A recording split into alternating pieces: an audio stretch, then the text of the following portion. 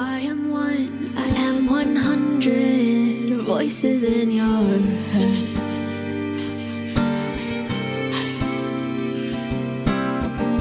With every twist and every turn, pulling every single thread.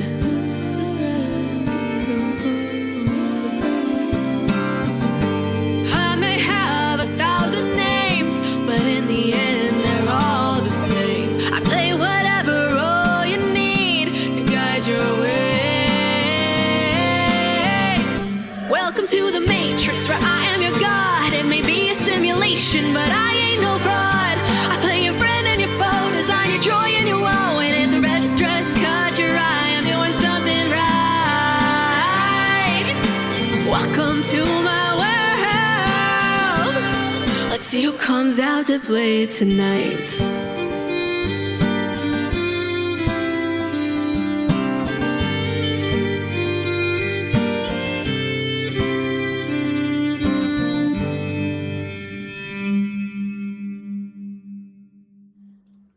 Huzzah! Hello, hail, and well met, and welcome to Wydgard. We are For the Win, your favorite weekly Wednesday D&D actual play, and we are starting our new campaign!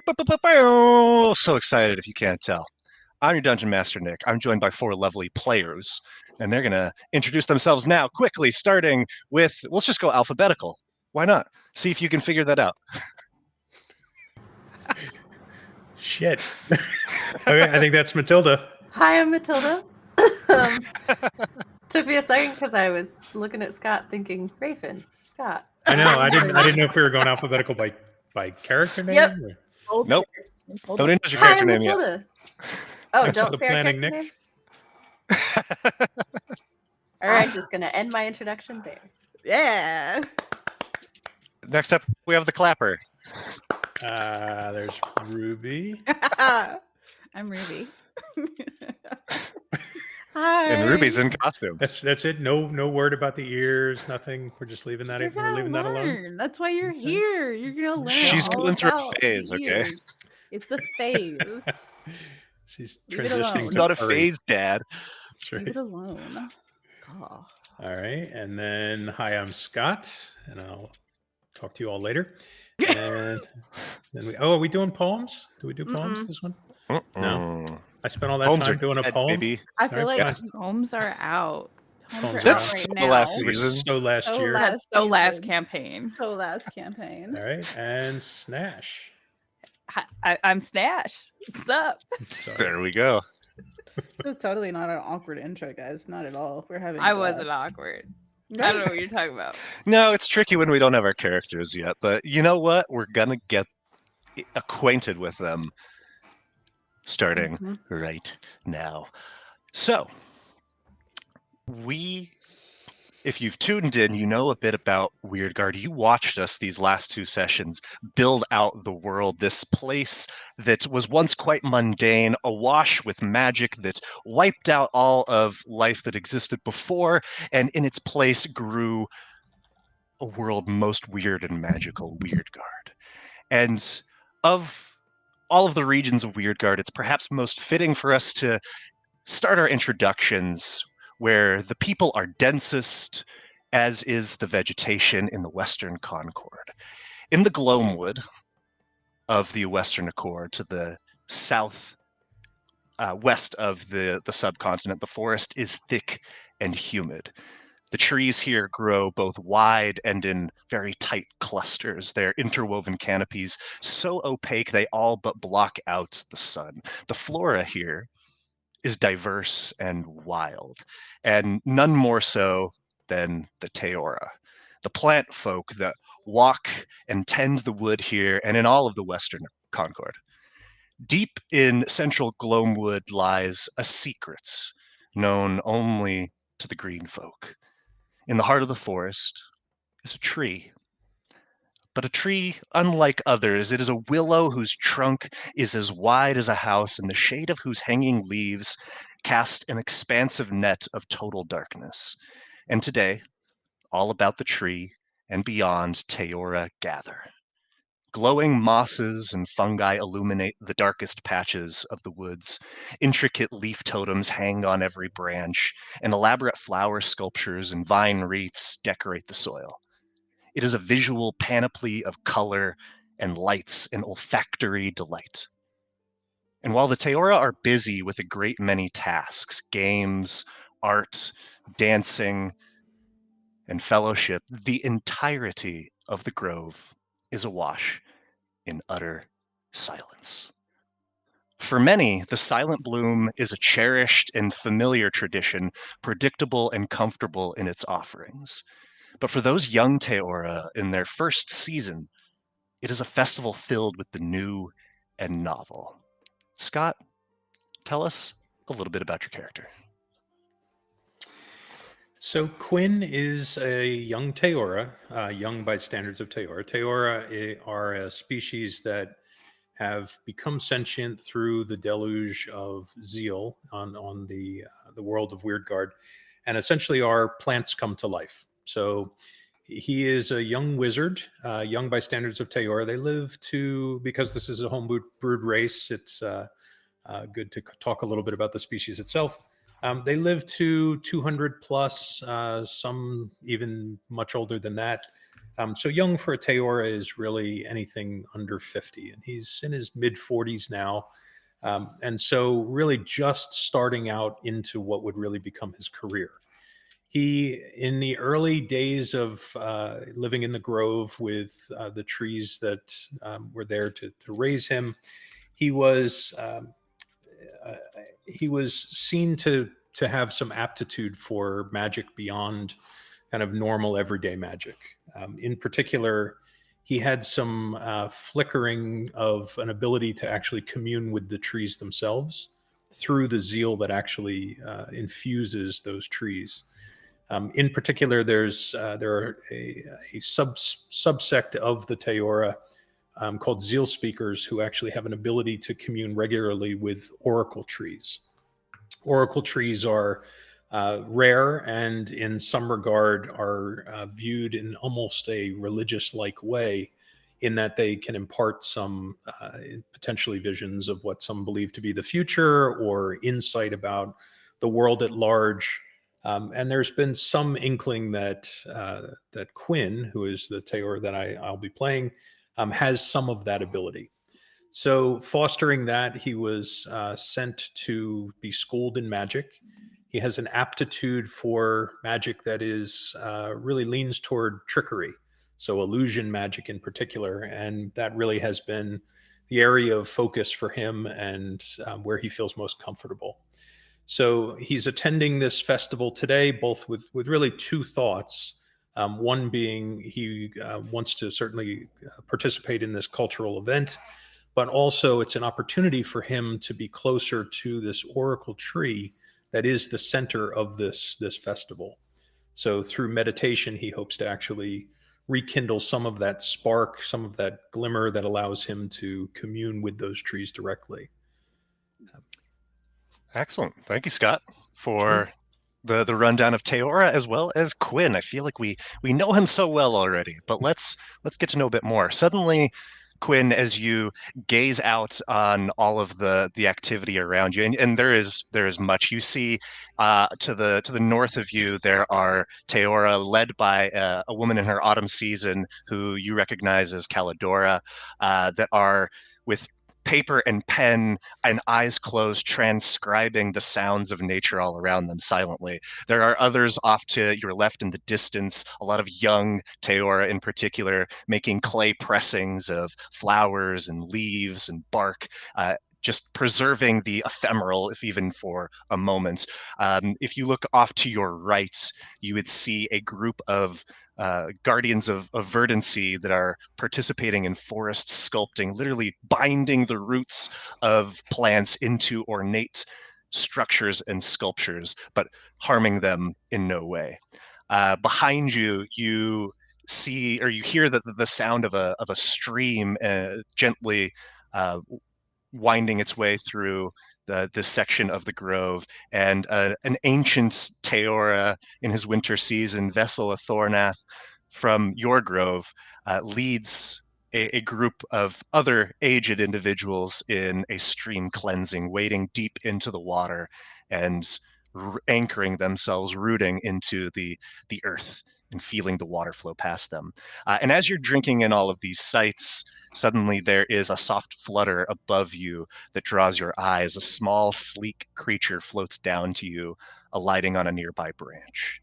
The feline's fur is sleek, ranging from dark forest green to deep brown, and it shimmers faintly in the glow of the grove. Most striking, however, are the wings that sprout from her back, owl-like, evergreen at the base and fading to a silvery, translucent tip. The large golden eyes of your familiar Mosswing stare down at you, and in your head, you hear her voice. Does swearing silence with your kind preclude you talking in your mind?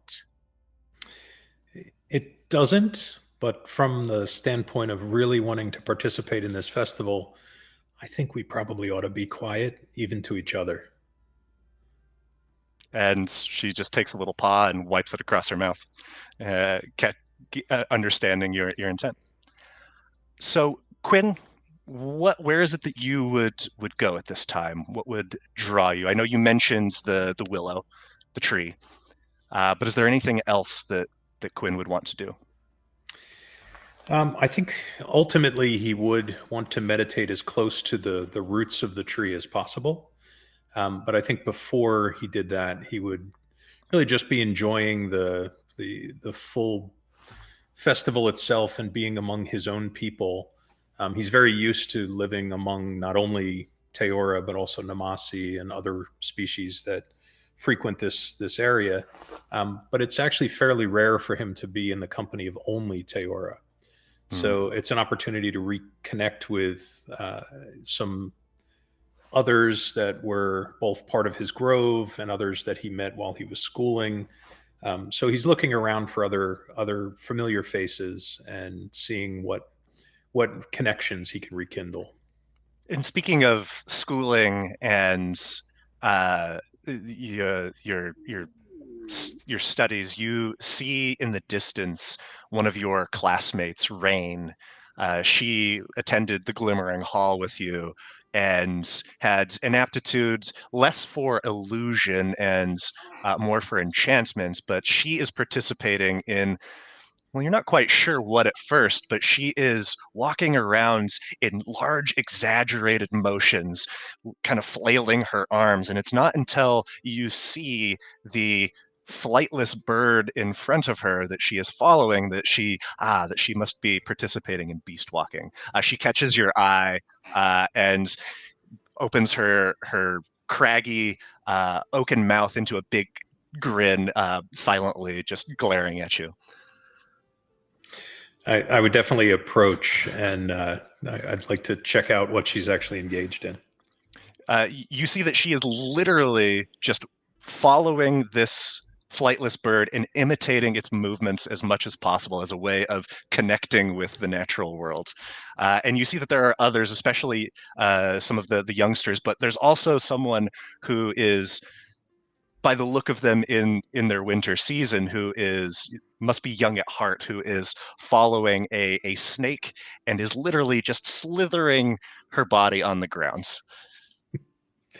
I think I would give a bit of an applause so that they knew I appreciated what they were doing, and maybe even look around a bit to see if there's an opportunity for me to engage in something similar. Okay, roll a perception check. It's going to be our first roll of the game. And you know it's going to be a 1. Let's And a hope 1, Quinn's and a 1, and a luck 1. is better than Reaper's. Yeah, give me a second. And I think I've even got my dice set up. Oh, no, I don't. Oh, yeah, I think I do on the stream, so I'm good. All right. Quinn, as you gaze around, you're looking for some larger fauna to imitate, but the first creature that you see is a centipede of sorts that is crawling its way up a mossy oak, and it is just moving in a very quick, snaking route up this tree. What do you do? I think I approach and kind of put my hand in the path of the centipede so that it crawls across my hand. And then I Okay. carefully lay it down on the ground and I begin to imitate its movements across the ground. All right, Quinn, you notice that as you scooped it and set it on the ground, as a reaction, it immediately started burrowing into the earth. And following suit, you're able to, if you choose, burrow into this earth to your heart's content. Rain sees you with this centipede and has lost sight of her bird or has given up and joins in and just starts throwing earth around behind her.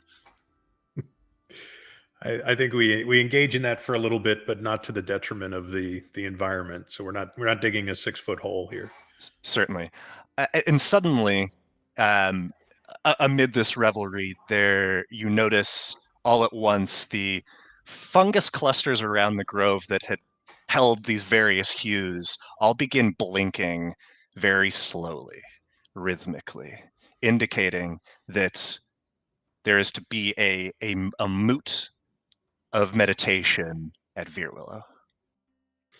All right, that's really what I'm here for. So I start to make my way over toward Veerwillow, the oracle tree, and I'm looking in particular for a spot where I might see some exposed root, somewhere where I might actually come into physical contact with some portion of the tree.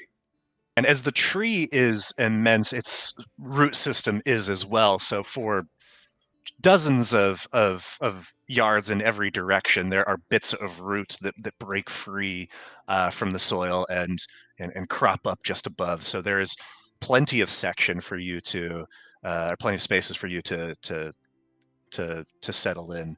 And once you do, and the others find their spaces, and the silence really takes holds, the profundity of it deepens.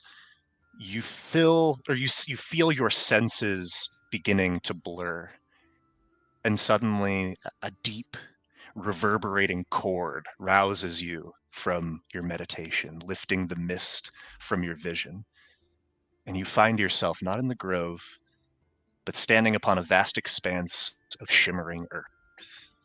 And beneath your feet, a faint golden glow pulses in time with a rhythm that seems to emanate from the world itself, from somewhere deep, deep within.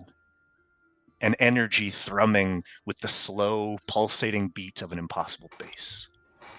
In the distance, standing in a ring of young oaks, you see a cloaked figure, tall, willowy, and shrouded in shadow.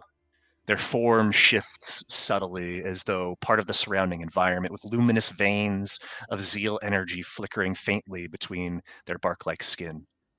This Teora exudes wisdom and power, an aura as palpable as the ever-present pulse of the earth. The ring of oaks thrums and hums in harmony with the earth, and you see yellow gold ribbons of zeal arc around and among them. The figure plunges its hands into the earth in the center of the ring and parts the soil. In one fluid motion, they unearth a still statue carved in the likeness of a child. You can't say whether the wizard created the statue, if it was someone else, or if it was the earth itself, but the sculptor, a true artist, captured the tenderness and wonder of youth in its expression. The Teora places the statue in still repose upon the glowing earth, and then kneels at the base of the nearest young oak, its fingers grasping at the yellow gold bands lashing at the bark. They shudder with energy briefly, and the tree transforms into a glittering glass teardrop, which the Teora collects. They move to each of the remaining oaks, and you see each transform into a series of objects: a blackened bone, a jagged crystal, a flat hagstone, and a brass orb. The Teora then places each upon the unearthed statue. Their hands grasp the stone form, their fingers blending momentarily with the rock as though rooted together. They begin to chant, not in words, but in a low, resonant tone that harmonizes with the pulse of the earth's core. And as the sound deepens, the earth beneath the statue brightens, and streams of zeal energy coalesce around the wizard. With a series of deliberate gestures, they guide the energy to the tokens placed upon the statue, weaving patterns that mimic the all too familiar natural cycles of life and death, growth and renewal. As the earth continues to thrum, finally, the child stirs.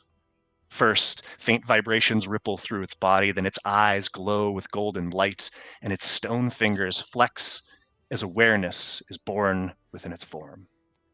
The Ephigean, because what else could it be, reaches out, touching the shrouded Teora's hand momentarily. But suddenly the cloaked head whips to face you, Quinn, its eyes burning like embers in the shadows, and speaks in a voice like rustling leaves. Balance is broken, and chaos stirs. The hum echoes, echoes, echoes, yet is not lost. Seek the song of root and stone. Wake the sleepers so that hope may rise anew. As the figure's final words echo in the vast expanse, the scene begins to dissolve. The shimmering earth beneath your feet fades, its golden glow retreating into the void.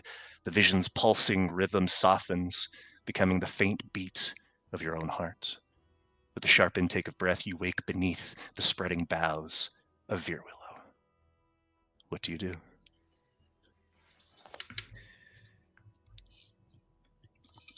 There is a sense of urgency to the vision that I've just seen, and it's more than really anything I've felt before. Certainly more than an urgency to study magic, an urgency to protect the groves. This is a calling. What I've seen here is something that must be pursued. And so this is really sort of set a path, and I can feel it immediately. So I reach out to Mosswing and convey to my familiar, what I've just seen. And really, Mosswing is quite intelligent and often serves as a bit of a sounding board for ideas and concepts. So I'm looking actually to Mosswing to see, should I take this seriously? Should I act upon it and go seek this knowledge that seems to be so very necessary and for which I've been somehow selected? Moss, should we go? It seems the path before you is laid bare. If you're willing to tread it, I would dare. I think we have to go. This is really, I think, what we've been waiting for. Well, where is it we go now, Quinn? Somewhere old or that we've never been? The vision was of an Ephigean. I think we need to go to the home of the Ephigeans. Well, that's halfway across the world to Wend. Should you not traverse it with a friend? But just an aside, metagaming, I freaking love the rhyming. But anyway, you said it as a joke, and I did it. I love it. I absolutely love it. Scott did it as a challenge. Nick said, "Hold my beer." Nick stepped up, and I love it. I love you for it. I think we have to go. Let's make preparation. Ooh, you know what we should do? We should see if Nosh wants to come with us. That old gal? She's my pal. You love Nosh. You love Nosh. And Quinn, with purpose in your head and in your heart, you make way without delay, and your adventure begins. Now, to the north of Gloamwood, in the temperate forests of Timbermore, to the south of Wildergrove some way, lies the pastoral village of Timbershade.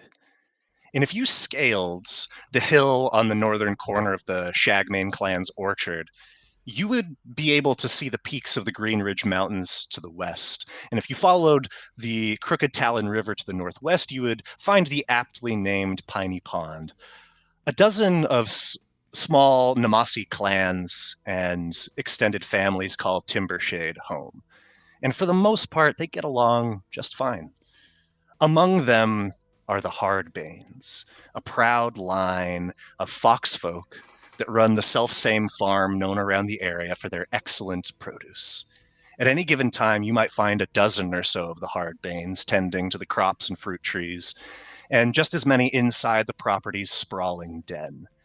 And among them is a fox like no other. Ruby, tell us about your character. All right. So, my character's name is Nosh. His name is meaning good food is good mood. He is one of 4. He has 2 brothers and a sister. They were all born in the same litter as he. But unlike his older brothers, who were named in the traditional way, Nosh was named by his mom. Because you see, within the Fox clans, children are not fully named until they reach a year old. During the first year, they are referred to most commonly by their father's clan's names, which is the Farglades. And they were referred to as the Farglade children for their first year of life. The fathers will then use their name in some way to name the male children. And the mothers are more free with how they name the girls. But they, in some way, usually also use their name to name it. So Gion Dion are named after Nosh's father, Peon. And Sata, his sister, is named after his mother, whose name also starts with an S, and her name is Scylla. But she is of the Hardbane clan.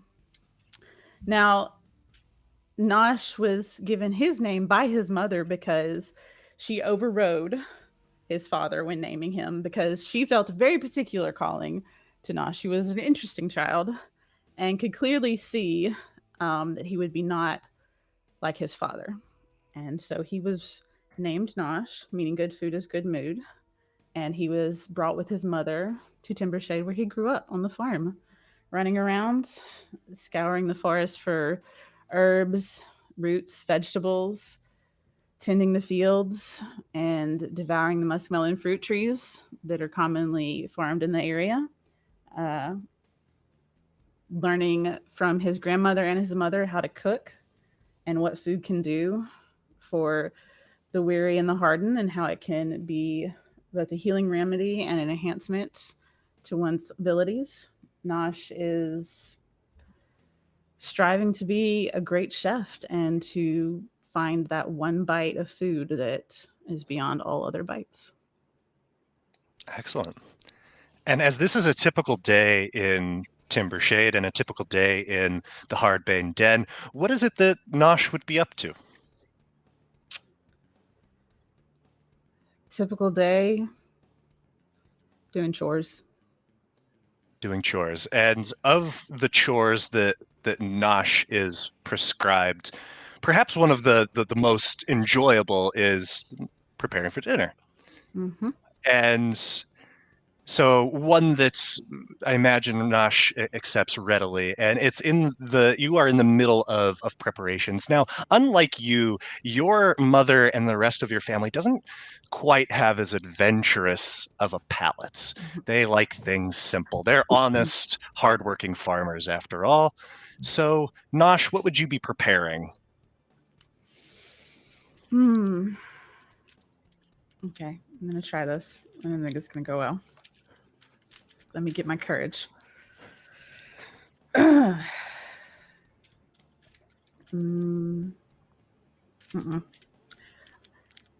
most likely using the local vegetables on the farm. So for Grandma, we're going to make a muskmelon stew. It's a dessert stew. And then we're most likely going to just put together a variety of some meat and veggies that are locally grown on the farm into a heartier stew that'll last for a couple of days. So we'll have a muskmelon dessert and just a hearty vegetable meat stew. That'll be about it. And as you're working on this meat stew, doing some final seasoning, you hear psst, psst, coming from within your apron. Yes. Are there snacks? You see the little face of fire peeking out from within your apron. It is Ra, your flame familiar. Right. I just gave you scraps. But scraps isn't enough. I think that I should probably have like a little bit more. Don't you think? You don't want me to go out, do you? Right. You always have this idea that you are going to disappear on me and that you will no longer be with me. And one day it might happen. You don't know. Do we want to risk it? All right, come here. And I'm going to fish him out of my apron and I'm going to put him on the counter. I'm like, taste this. I think it needs a bit more salt. He just no. Oh. Okay. Was it good? I think it's a little bland. All right. If I'm being honest, what if you put some heat? Put some heat in there. Well, Mama says I don't like heat. And Grandma Saka, she's all about the vegetables have to smell exactly and taste exactly as they come out of the ground. So, yeah, for you and me, we're going to add some spice. Well, how are you going to become the world's greatest chef if you can't even convince your family to try some things? I know. Come here, eat some of this melon, Flusk. Go over there and eat that. And just devours it as soon as it's presented to him. And as you continue going about cooking, dealing with Ra's insistence to be fed more and more, suddenly there is a knock at the door. And as someone from the family goes to answer it, you see a distinctive flash of a bird from the Frontier Dispatch. And they hand something to your cousin who answers the door, and you see her put her hand to her mouth. And she reads out, "Late last night, cache of Wakeless discovered near Azurebrook. 27 confirmed dead, not including the culprits, suspected Requiem members." And suddenly the den is abuzz because, as you know, Nosh, this is where several of people from this area are sleeping. Not just for the night, but endlessly for the last 60 years. And 27 confirmed dead. And so amid the chaos of your den, suddenly there is a loud, haunting howling that summons everyone, as you know, to the stump. Outside, as you and your family head in the direction, you see a few dozen other foxfolk pouring out of their own dens on nearby farms. From their tree trunk hollows emerge the possum folk Stouttail clan and the raccoon folk Bramble Patch clan. From the canopies, the red feather clan of grouse folk descend. All move as one toward the clearing, a buzz of nervous chatter rumbling among them. Normally, the clearing is a lively place where merchants are hawking and haggling and bartering, where children run and play make-believe, where adolescents nick fruit from produce carts and play bones for pocket change, where the gray-muzzled swap stories and relive their glory days. But today the clearing is still. A dangerous hush settles like a weighted blanket. Because in the center of the clearing is the stump. Over 15 feet in diameter, the remnant of a once great tree. If ever there is official business to discuss in Timbershade, it is done at the stump, and now there stands atop it a literal wolf of a man. His fur is coal black, and his eyes are a piercing green that match his stately tunic, which bears the crest of the Black Fang clan. Even before the news from the dispatch, you would recognize the crest as the Black Fang's guard, the nearest somnarium, or vaults, as many call it in Azurebrook, the hidden space where many of the area's Wakeless rest. This man you recognize, for he is the leader of the Black Fangs, Eben Glenbriar, a man known for his devotion, his loyalty, and his ruthlessness. As Eben begins to speak, you see a fresh cut at the corner of his mouth that curls down to his lower jaw. Good people of Timbershade, you know by now the tragedy that has befallen our kith and kin. As such, I hereby declare a proclamation. Gasps and nervous bursts of conversation erupt. A vixen your mother's age calls out, isn't this a bit ridiculous? We're grieving too, you know. Surely, Eben, sir, you don't think that any of us would have dared to say a word to one of them nasty Silver Johns now, would you? There's not a drop of love for them here, not a single drop. He kind of grunts in response and says, the law is the law. Azurebrook, Honeyhill, and Stillwood have already complied. That leaves you. Again, the law is the law. If you've nothing to hide, then you've nothing to fear. And as you've already begun, Agnes, we will start with your brood. You feel Ra, who had snaked his way back into your person, kind of tugging at your shirt. What's going on? What is this? Should I be worried? No, we don't need to be worried.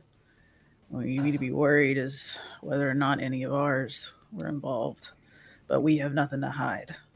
Nobody in our home has anything to hide. The Hardbane clan will be cleared and we'll move on. This is just ridiculous. I cannot believe they've done this again. It's all right, Ra. We're fine. We're fine. As you whisper this to Ra, you see Agnes and her family stride forward to the stump.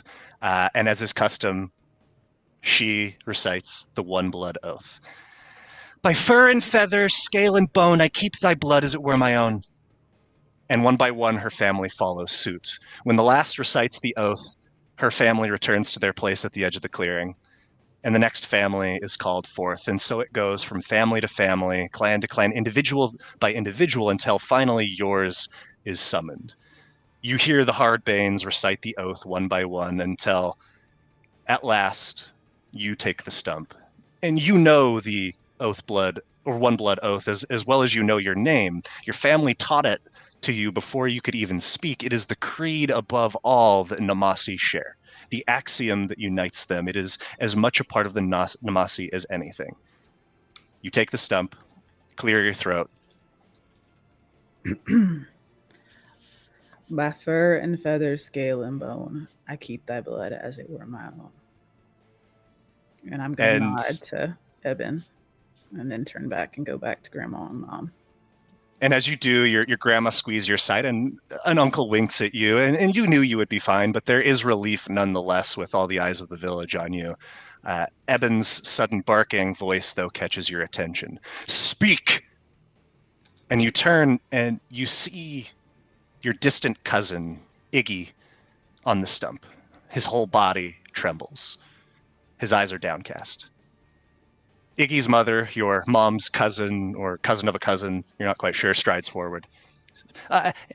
Eben, sir, he's just a kid, hasn't even seen his 6th year, frightens easily too. Be gentle with him. She moves forward and gives Iggy a reassuring pat on the shoulder. Go on, sweetheart, just as we practiced. The silence of the clearing is palpable. Seconds drag on. Finally, Eben strides forward and grabs the shaking child by the scruff and pulls his head back. And the clearing gasps. Because across the kit's throat, plain as the ground beneath you and fresh as the dawn, is a thick red line. The brand of the voiceless. Eben hoists the child into the air and presents him to the clearing. Behold, you harbor a kinslayer. Iggy cries mutely in his grasp. Eben, sir, please. He's just a kid. He didn't know what he said. Something must just slipped out. He couldn't have. We are born knowing the power of our words. If he does not know, then it is you who bears this guilt. His mother moves forward, as do a few others. It is just a child, after all, but the black fangs fan out in an arc, spears drawn. The law is the law. His hollow throat is proof enough. Just as the 27 he has slain, his life is forfeit. He is at the mercy of the Warren. And what happens next is a blur. The Black Fangs leave with Iggy in tow. The village erupts in anger and confusion. Fingers point at the Hardbanes, and all the while your family mourns and clambers for something to steady themselves. You're soon back in the safety of your own den again, but everything looks different. The walls seem thin, the windows too. You sense the fragility of everything around you, how easily it could all come crashing down. And then suddenly from this reverie, there's a crackling in your ears, and a message from a familiar voice comes through. Scott, happen to have that handy? I do not. I'll Sorry. pop it in the chat since it's your voice. News about the sleepers. Need answers. Leaving for First Fall. You should come. Meet on Fethrin Morn, where we ate spicy soup. Bring raw and lunch. Nosh, what do you do?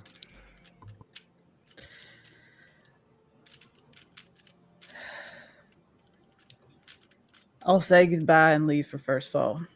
Meet you on Fethrin Morn. I'll bring more soup. Ra's always with me. Better have Mosswing too. You know how much she likes that soup. And then I'll turn to my grandmother and mother, my cousins. Soup's on, so it's dirt. It'll keep for a bit, but with all that's happened, I'm gonna head out. Quinn says he's got an idea about the whole thing. You know how he gets, Mama. But I will see what he has to say and see what I can find. That crazy Teora fella? Yeah. You know who I'm talking about. Yeah. Well, you be careful out there. I mean, if it isn't safe here, it isn't safe anywhere. That's true. It's not safe anywhere. But I got Ra and Quinn. It's got Mosswing together. We'll be fine. And I'll come back and, I'll search high and low for a way. There's got to be some ingredient, something that I can brew or cook or bake that's gonna bring them back. And knowing Quinn, he's got something in that tree head of his that's rattling around like bees in a hive that's been kicked. And he's going to hopefully lead me in the right direction to it. Just be safe. Always, Mama. Always. Can't lose no more. And I will keep that blood as it were my own. Always. You taught me, and as Dad taught me. Can you let Dad know, and let Dion Sada know? They won't see me for a while. Yeah, I'm sure they already know about what just happened, but I'll let them know where you're heading. Well, maybe we won't say anything in specific. Yeah, that's probably better. Don't say anything specific. Just let them know I'm out and about, and I'll be returning when I can, and I'll send news and word when I can. Love you. Love y'all too. And just keep teaching them right and watching them. Make sure no one's speaking about it. There's no need for it. I'm going to get my stuff together and Ron, I'll head out before the end of the night and the last light. And as your family shares your farewells, you pack up your things, you feel the weight of your family on your shoulders, of your species on your shoulders, Nosh. But at the same time, there is that thrill of seeing what's beyond, what exists outside of the Western Concord. And with that mix of apprehension and excitement, you set out on your adventure. Let's go, Ra. Okay.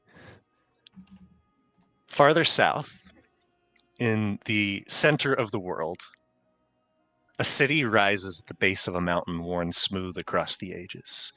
Like most cities in First Fall, Deadstone was built in and on the bones of a long-lost firstling settlement. One visiting Deadstone for the first time would find themselves in awe of the architecture.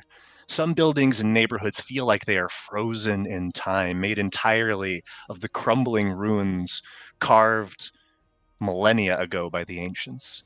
Others astound with the intricacy of their stonemasonry, testaments to the craftsmanship of the city's modern denizens. And others still blend the two, uniting the history of the past with the innovation of the present. Among the countless carved edifices, one would find as many effigies, the people of Deadstone, themselves carved from stone.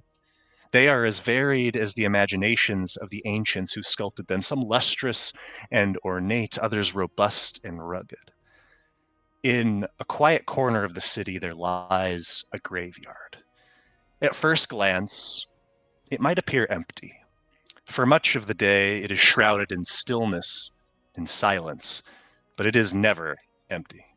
For among the headstones and tombs stand the unerring watch of their guardians, patient, still, and watchful. Matilda, tell us about your character. All right. I'm playing Catriona. She is an effigy, not really sure how old. Age isn't nearly as important to them. Covered in this lichenous covering, she's got a shield on her back and a mask covering most of her face at this point. And she has been guarding this graveyard since she retired from being a soldier in a past war. And what is it she guards? Hope that her kin will wake up. There are the statues here which are still sleeping, and they're not quite sure how to waken them. And in addition to this constant question as part of your daily meditation, there is much on your mind of late, is there not? For things have changed. There's been a disturbance in the graveyard recently.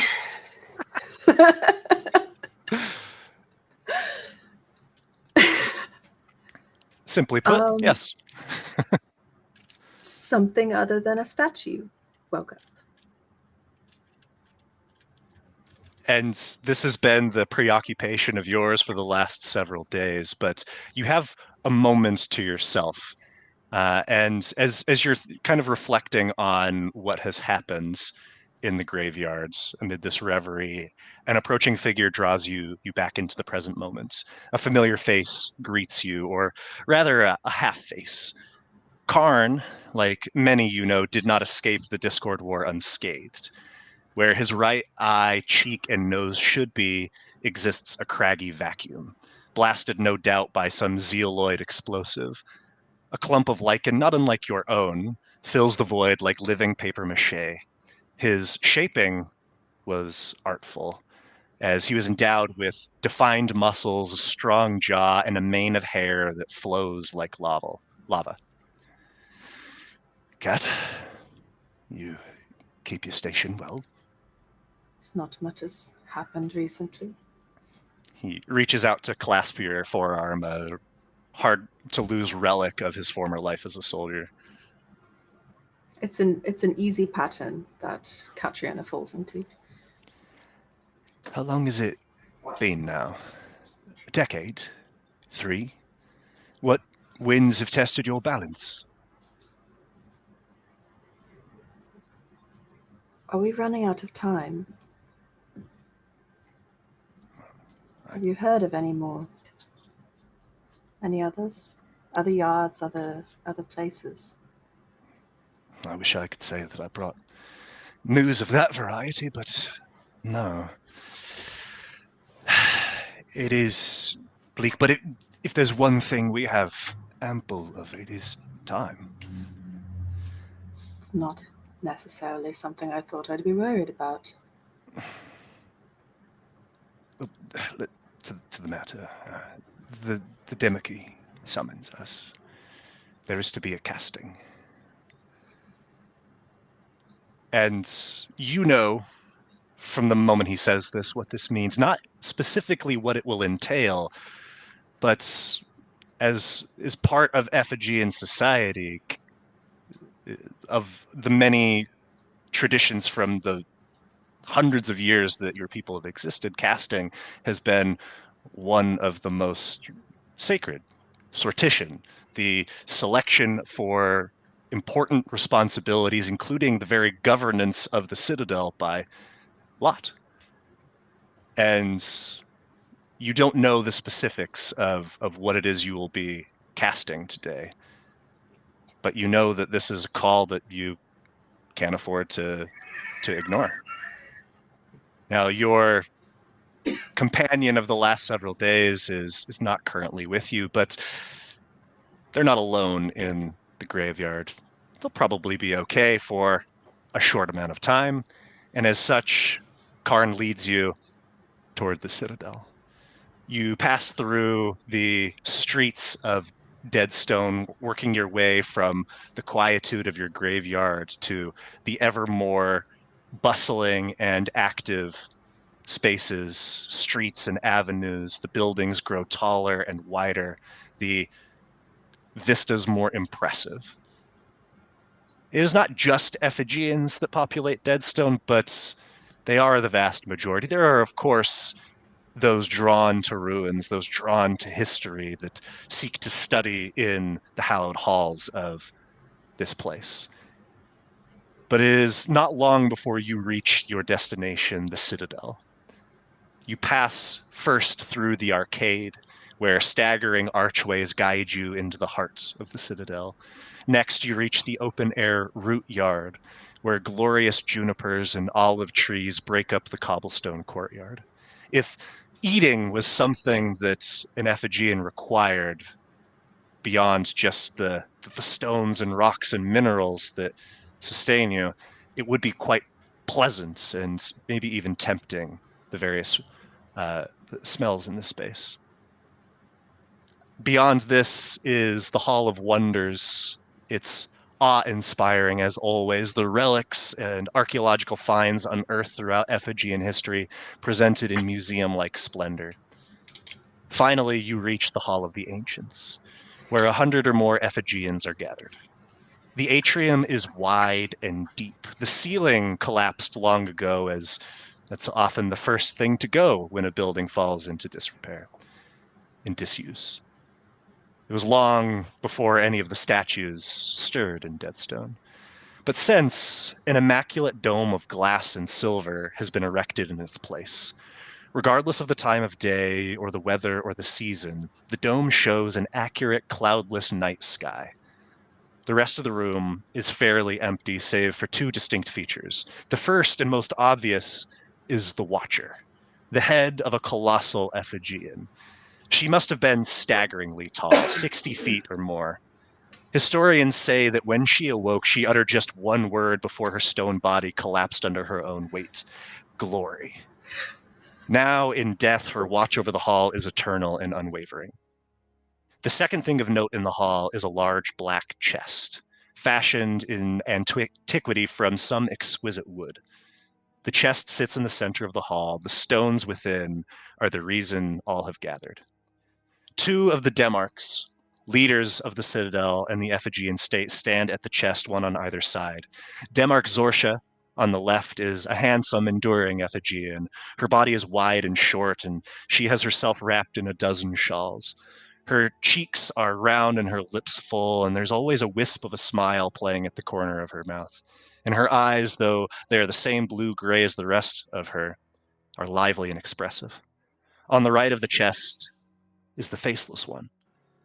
They are the oldest Effigian you know.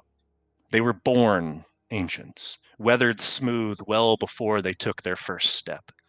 Their facade virtually featureless, save for a long crack that runs from their neck down to their hip. Their speech is a mystery, as they possess no apparent mouth, but when they do speak, they need not raise their voice to command the room. And as the last of the arrivals take their position in the hall, the faceless one breaks the silence. You are summoned today for casting. If any have reason why you cannot serve your race and home in its hour of need, present it now. Now, Catriona, you know that this drawing of lots is technically voluntary. Technically. If someone is gravely ill or has a personal tragedy that prevents them from serving, they may excuse themselves, but most would rather die than live with that dishonor. And so the room is predictably silent. You see the others begin converging to the box, reaching their hand in and drawing a stone clasped in their hand. What do you do? Like, everybody in the room is converging, or just, like, the Demox? Nope, everybody, like all of these effigians who have gathered. I do the same. I follow suit. And you see that the last two to draw are the Demarks, and without expressing that the time is now, collectively through this pseudo hive mind that the effigians seem to possess, through this silent stone tongue, each opens their hands. And for the majority of those gathered, the vast majority, the stones are black. But Catriona, in your hands is a perfectly smooth white marble. Oh, all right. And I'll hold it up so it's facing, like, outwards towards everybody else. The other effigians bow to you, some simply nod, others come up and clasp you on the shoulder, shake your hands, but in time they all exit. You see that Demark Zorsha and the Faceless One are the last that remain, and they guide you towards a room that you have been previously, but is not a pleasant place to be. It is the Hall of the Fallen. They allow you passage or guide your passage, and inside you see the remains, neatly organized, of those slain in the Discord War, housed in repose. And as much as this is a resting place, there is that glimmer of hope that perhaps if whatever is the behind the awakening of effigians in the first place, perhaps knowledge of that could be applied to those who rest here. There is only one other living effigian in this vast hall. This is Demark Eithrig, or Nate's effigian, beautiful and resplendent in her carvings. And she turns and strides towards you and clasps your hand and says, "Congratulations." Thank you. Serve your people well. What is the job exactly? Before I answer that, why is it that we guard our sleeping brothers and sisters, Catriona? To preserve hope. Hope of what? Of waking them up, But why guard them? so they aren't destroyed while they sleep. Of course, because while a truce may have been called and the war officially ended, the threat remains that charged undercurrent prevails. And we have always kept watch both at home and abroad, lest the Easterners catch us again unawares. Once was enough. We learn from our mistakes, but we have not been free of making new ones. It seems in our effort to remain safe, we may have exposed some of our kin. We have lost contact with an intelligence triad operating in the east. It has been over a 10-day since their last contact, and our sending spells have proved unsuccessful, which means one of two things. Care to guess? Surely the Zealoids aren't that bold, are they? Well, it could be that there's just something interfering with our attempts to contact them, some natural phenomenon, but more likely it means that something has befallen them. It may not be the Zealoids. We don't know. And that is where you come in. We cannot overstate the significance of even a single misplaced or lost effigy in life, let alone 3. It is our solemn duty as guardians of our race, as custodians of the continent, as wardens of Zeal itself, to discover what we can. We need to know where they are, what happened to them, why it happened, and who or what is responsible. In the past, we would have sent more, but we fear that that is precisely what drew attention in the first place. One effigy does not stand out in first fall, but outside of the old homes, 3 can barely blend in. Where were they last known to be?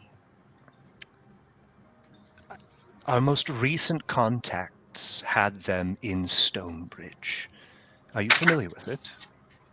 Not terribly. I think we passed through once or twice, but Yes, it is a waypoint at best, little more.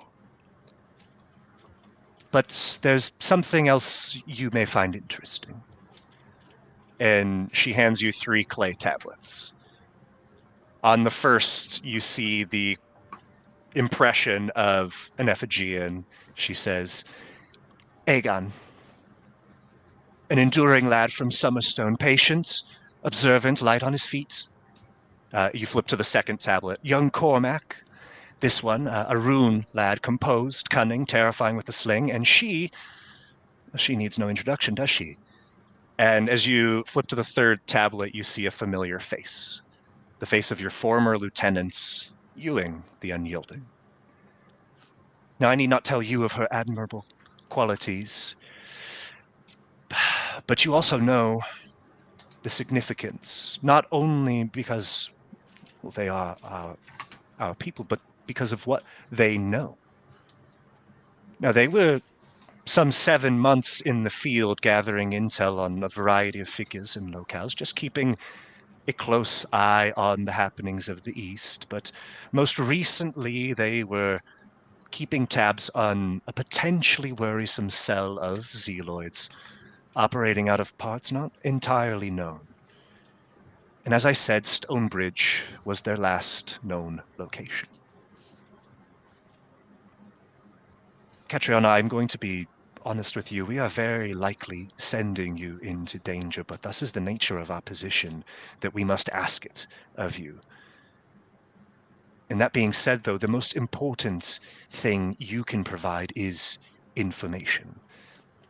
If you can also recover those who were lost, or ancients forbid it, their remains, so that they may rest here with their kin, then all the better. Do you have questions, and will you need time? what exactly were they trying to gather information on? You said there's a cell of Zealoids in the east that you're worried about, and you're not sure where they are. What was the last known bit we got from them? The most recent bit of intel that we had on the Zealoids was a seemingly coordinated attack outside of the city of Bounty, which is even further to the east. And according to Lieutenant Ewing's most recent report, they were potentially meddling or potentially responsible for an individual that had gone missing, a wizard in Stonebridge. Do we have any of our old contacts in the area? I mean, Oh, certainly. anyone I should look When- for? Well, when you get to Stonebridge, seek out Reeves. He should guide you. Reeves. All right. When do I leave? As soon as you can. Each moment you delay is a moment that's they're in further danger. Who's going to be watching my yard while I'm gone? Well, Khan has generously volunteered. That's good of him. All It right. would do him well to be a bit more stateside. You want him close to keep an eye on him? Yes, you know he has never been shy of his opinions and his... Well, he's not as... doesn't think things through as closely as others might. Making him, well, not a liability, but, maybe a liability. Well, you'll have plenty of time with him underfoot. And he will not be alone. We will make sure we send someone for routine checkups.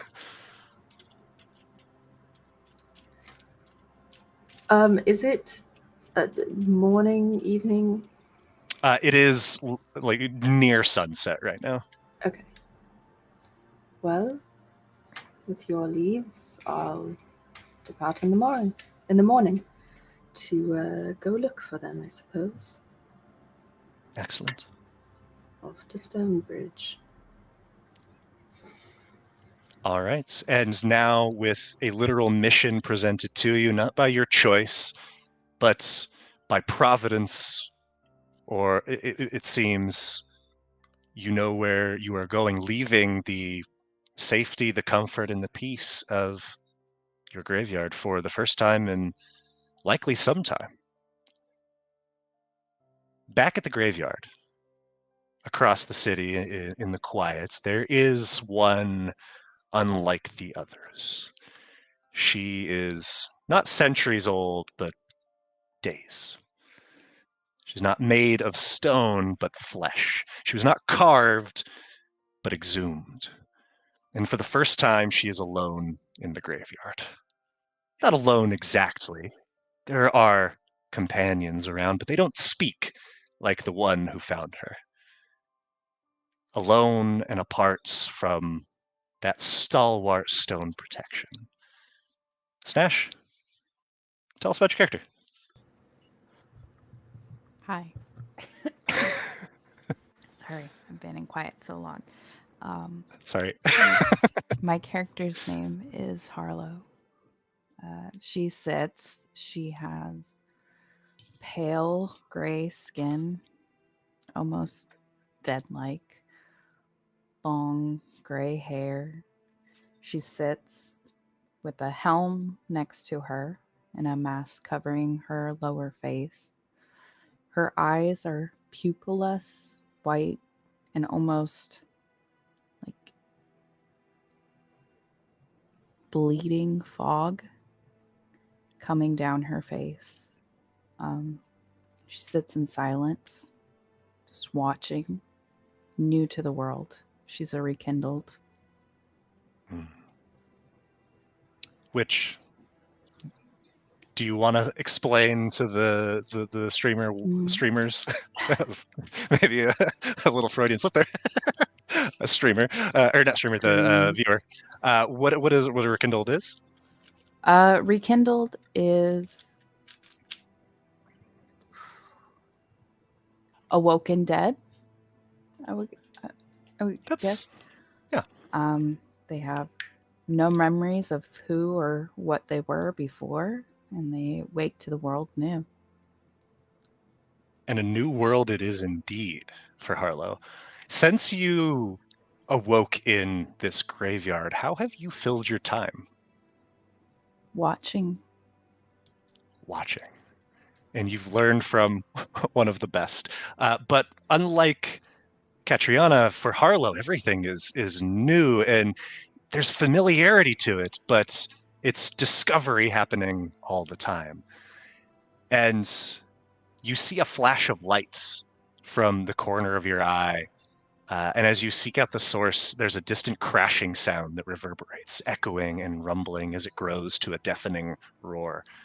Silence follows, but is broken by a pattering on the stone and grass around you, and suddenly you feel repeated cold splashes, a sensation on your skin as globes of sky fall on you. As the falling water intensifies, words surface from somewhere inaccessible. Rain, thunder, storm. And that last word lingers in your mind, echoing, growing louder and louder as it does, turning from word to sound and image, wind whipping, dark, impenetrable sky, roiling shadow, and something. Something that doesn't have a word yet. Something deep, profound, primal, vital. And just as soon as it came on, the feeling dies. The rain continues for a few minutes, but lessens to a light misting.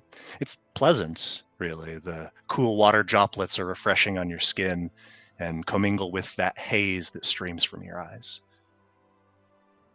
On the lid of your birth tomb, you spot one of the creatures you have come to know in the area from your watching, a butterfly. The graveyard is home to no shortage of them. Some say, like Catriona, or some say that they, like Catriona, keep watch over the unawakened. Others say that they are simply drawn to death. Most are simple in their coloration and patterning, but each is beautiful. But this butterfly, however, is of another breed. It is large, easily as wide as your hand is long. Its hue is breathtaking, a glowing, electric, luminous orange. The longer you look at it, the color seems to shift. It's subtle and soft, but in it you see every shade of sunrise take center stage. The creature seems almost to pulse with zeal. What do you do? Get up and approach it. Slowly. Okay. As you draw near to admire it more closely, or whatever your purpose, the sunrise bursts in a pop of yellow, orange light, and the butterfly is no more. But 15 feet away on an upright headstone, you see it again, or perhaps it's its twin.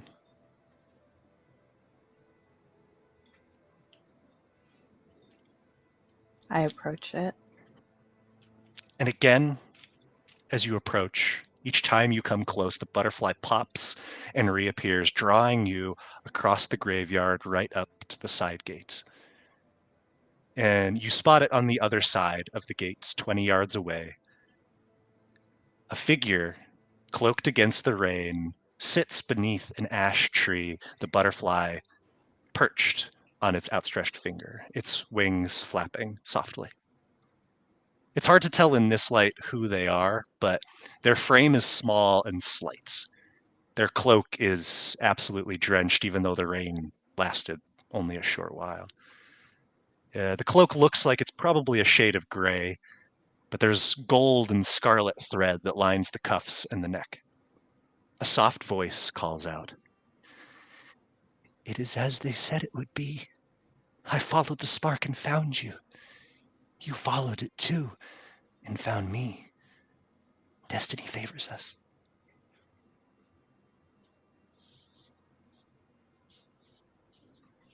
Who are you?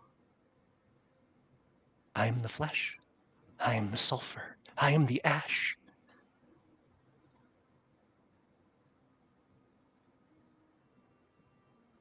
What are you doing here? It is as they said it would be. One for love and one for hate. Another pour, another crate. One for sorrow, one for mirth. All for each, from death to birth. From death to birth. The ascendant fire is lit. The dawn star rises. The everflame burns bright. Permit me, my queen, to gaze but once upon your face, to see the fire of eternity within it. I do not understand what you are saying. The figure scrambles forward, and you see the man drops his hood. His face is gaunt. He is just a few feet away on the other side of the gate. His skin is pale and thin, so thin that you can see the red blood vessels beneath it. His eyes are ringed in heavy black circles that look smeared on, and his irises glow that same sunrise yellow-orange as the butterfly. There's a strange smell to him, an unpleasant one. His lips and chin look as if they were smeared with dirt or perhaps charcoal. His teeth are chipped, and the gums are stained black. The man trembles in his soaked cloak. Cold. No, wait. Something else. Something deep, profound, primal, vital. And there's the word that evaded you before. Fear. The man is dripping in it.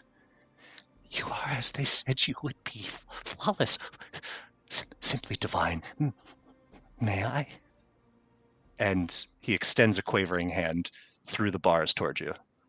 You see that the nails of his hand are long, cracked, and filthy, and curiously, he has no fingerprints.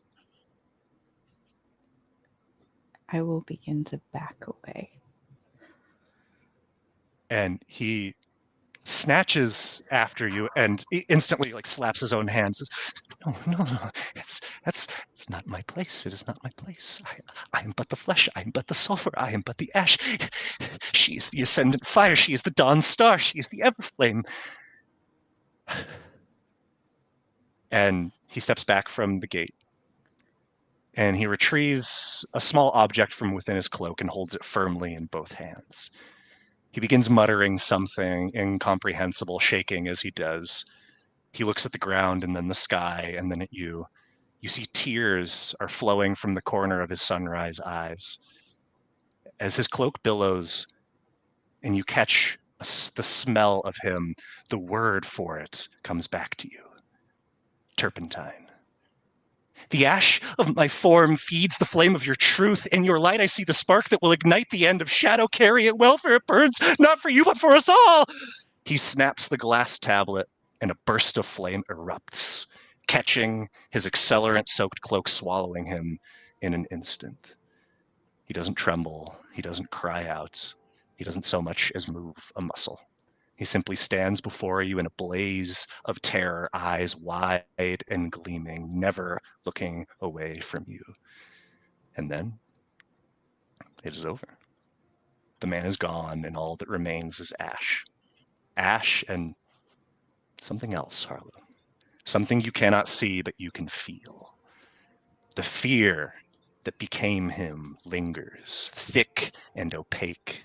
You see it hover all about him, a specter of what and where he was, so close you could reach out and grab it, and it seems to beckon you. What do you do? I open the gate and I walk out. And each step you take, you feel that fear coalesce into something not quite tangible, but just shy of it. You feel that fear beginning to wrap itself around you. What do you do with it? I drink it in. You drink it in. You feel it course through you, sensing it not as your own sensation, but as another, the torment, the anguish, the fear. And after a moment, the feeling abates and you are as you were. There is hardly a sign of the man except for a pile of ash that is now part of the mud of this space. But you do not feel the same. You feel different. You feel empowered. Whatever this man was, whatever he became, is yours now, Harlow.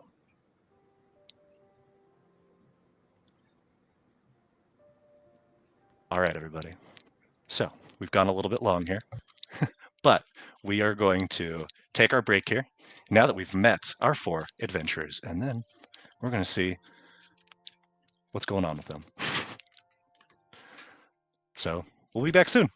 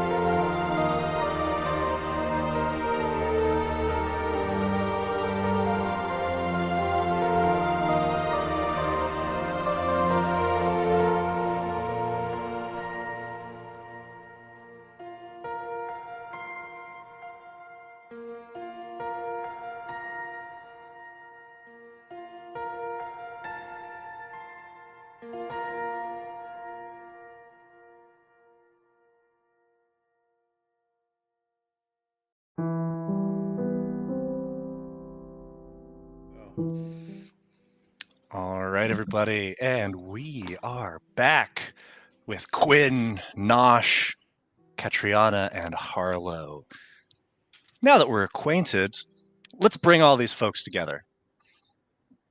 Quinn and Nosh, having eventually met up somewhere in the Western Concord by means of boat and carriage and potentially some short teleportation when you could afford passage at a circle, you have made your way to First Fall. And a much shorter journey, considering you already started there, Catriona and Harlow, for your own reasons, heading in this same direction. You've all converged without knowing each other or knowing of the significance of it in a small town in First Fall, but not an insignificant one.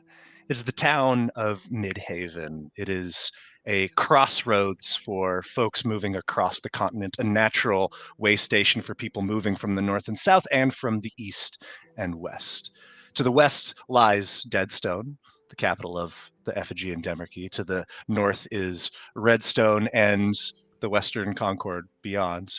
To the south is Eastholm and eventually Marrodon and Southreach, and to the east is Bounty and Starfall. The permanent population of Midhaven is not very large at all, just handful of dozens, but the village is always sees an influx of traders, of innkeepers, or not innkeepers, of traders, of merchants, of travelers that take advantage of the hospitality of the area. In the past, Midhaven served as an important effigy mustering spot for the war against the Zealoids. It was never massively stocked, but its watchtower, the crag spire to the north of the city, on top of Heroes Hill, still stands as tactical importance, giving a broad view of not only the town of Midhaven, but all of the area. And if we traveled south from Cragspire, we would eventually reach the Crucible, once a impressive and necessary forge that was responsible for the crafting of many of the weapons used in said war. Today, it is largely for practical purposes, less war and more mundane everyday life. Further south along the where the Granite Road and Emberway meet is the Stone Plaza, where in the center of which is the Lantern Bearer Shrine, the symbol of Midhaven. And here is where traders gather to sell their wares. But today, or tonight rather, it is more packed than usual, and that is because today is the final eve of the Lantern Festival. And as such, all of the plaza and all of Midhaven is decorated with lanterns and banners and garlands celebrating the most important night of the year. And depending on who you ask, the Lantern Festival started because of something different. Some insist that it was to mark the end of the Discord War. Some insist no, that it was the founding of Midhaven that it celebrates. Others insist that it was simply a lost pilgrim who found refuge in the woods and thus, having been drawn to some naturally glowing fungi, and is thus the reason for the significance of the lantern. But whatever the reason, lanterns are all around you. And some of you maybe got here the previous day and have been simply resting up, recharging your proverbial batteries. You might be staying at the End of Watch, the tavern on the east end of town, around the old remnants of the old battlements, largely destroyed in the war, but still some evidence of them remains. The End of Watch itself was the old barracks, converted now into the hottest spots in town outside of the plaza. If you were to go south of Midhaven, you would eventually reach Clearbrook, a small but significant waterway that provides for the people of the village. And to the west, which some of you would have certainly passed on your way here, is the aptly named Wagon Town, where caravans and wagons are stored when there's just simply too many to fit along the cobblestone paths of the plaza. And so each of you in your pairs have arrived in Midhaven. And there is festivity all around you. What sort of activity or part of the city might, or the town might you be drawn to?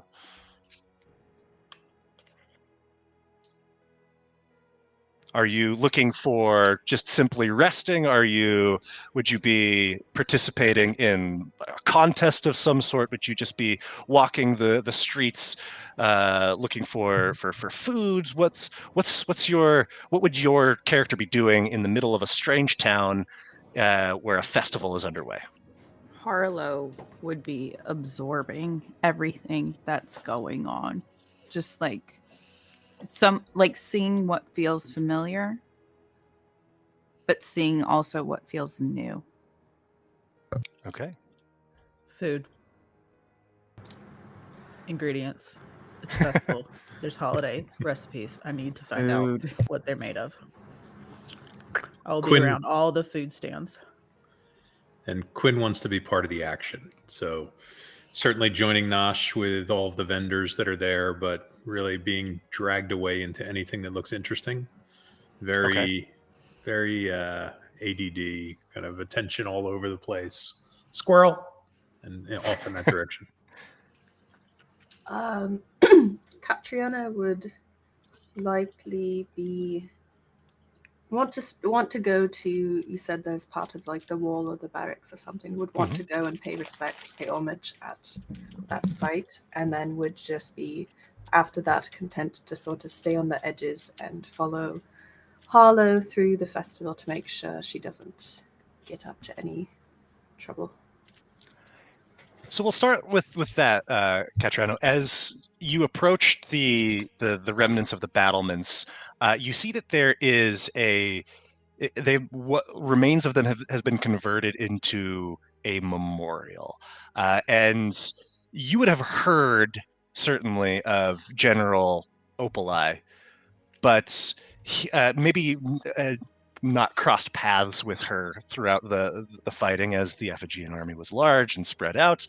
But the battlements pay respect to her and the importance that she played in the local efforts for the war, while also you see that on the battlements themselves are the remnants of chains preserved in brackets, and a plaque tells you that this is the site of the execution of the Zealoid Six that assassinated General Opalai, and thus spurred the local population into greater war effort, which some say, at least the locals will, really turned the tide in the Discord War and led to the at least in the local fighting for great successes. And as you're checking all of this out, an Effigian man comes up to you. He is like you, lichenous, and he's just kind of silently looking on at the battlements as you are, and eventually kind of clears his throat and says, "It's a real shame, weren't it?" Were you here?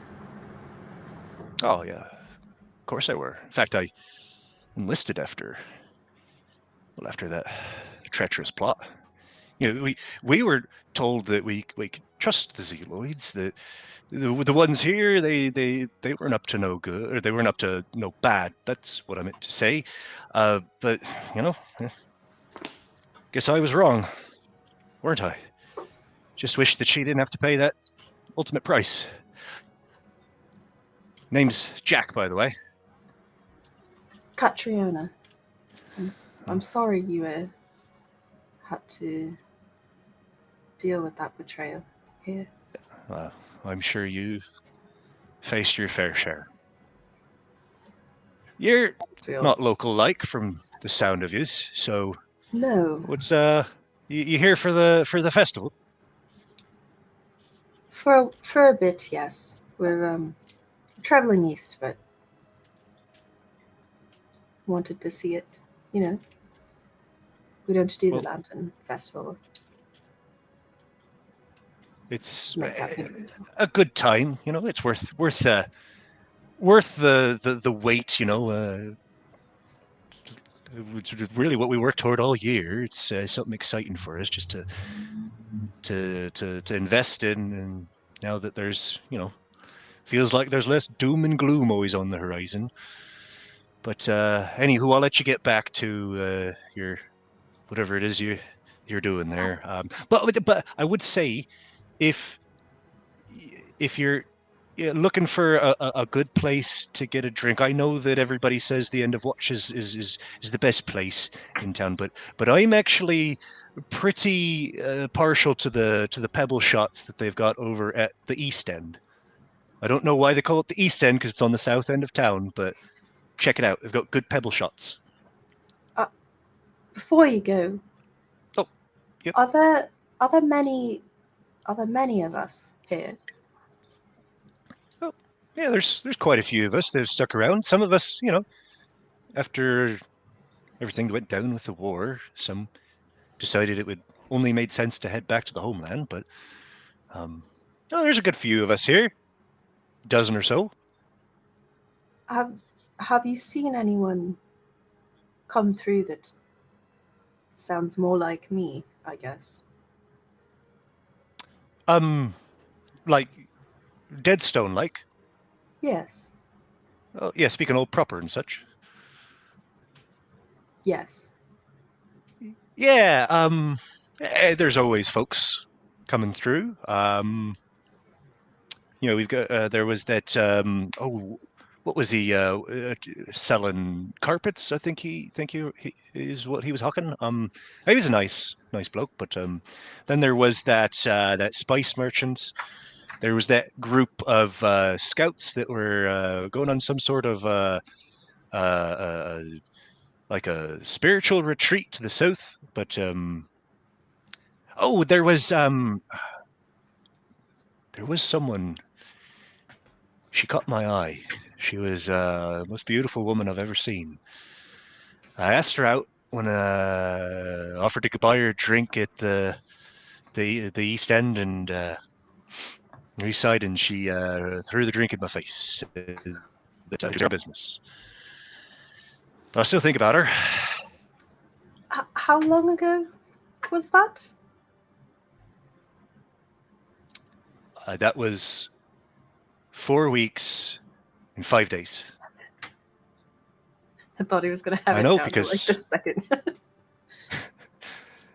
it was significant, that.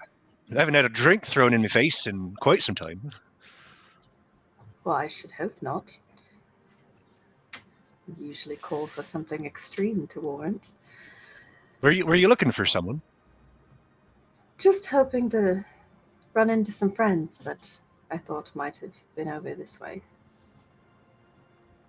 Well, may want to wander over to the plaza, because people will be gathering there soon, if they're not there already. Perhaps I will see you at the East End for a drink later. Certainly. And you said Catriona, right? Yes. All right. What's And my name? I was about to ask you that. I forgot already. It's one syllable. It's Jack. Terribly sorry, Jack. Oh, it's I will fine. do my Everything's best new to for you. remember now. In the distance, Catriona, you hear ooh and oh. In the plaza, Nosh, you, following your nose, following the food, have arrived at Zora's a cart that she has set up. She is a Namasi woman. She's one of the rabbit folk, and she is known as the Spice Queen. At least that's what she bills herself as. And as part of the celebration here in the square, she issued a challenge to anybody who could make it through 10 levels of her most ridiculously hot peppers. You see that there is an Effigian man who approaches, and she says, no, not your kind. You do not taste. Doesn't count. And eventually you see a brave Flood-Touched approaches. And, how tough could it be? And by the third pepper, they are literally breathing fire into the night and are forced to tap out. She spies you, Nosh, kind of lingering in the area, watching everything, and she says, this is one who looks to have a good stomach about him. Come. You think you can defeat the trials of death and fire? I've never heard good food considered trials of death and fire, but I do enjoy a good bit of spice. So yeah, I'll challenge that. Let's see. Give me all the heat you got. I'm ready to taste something new. All the heat I've got? All. You want to go straight to the top of the mountain?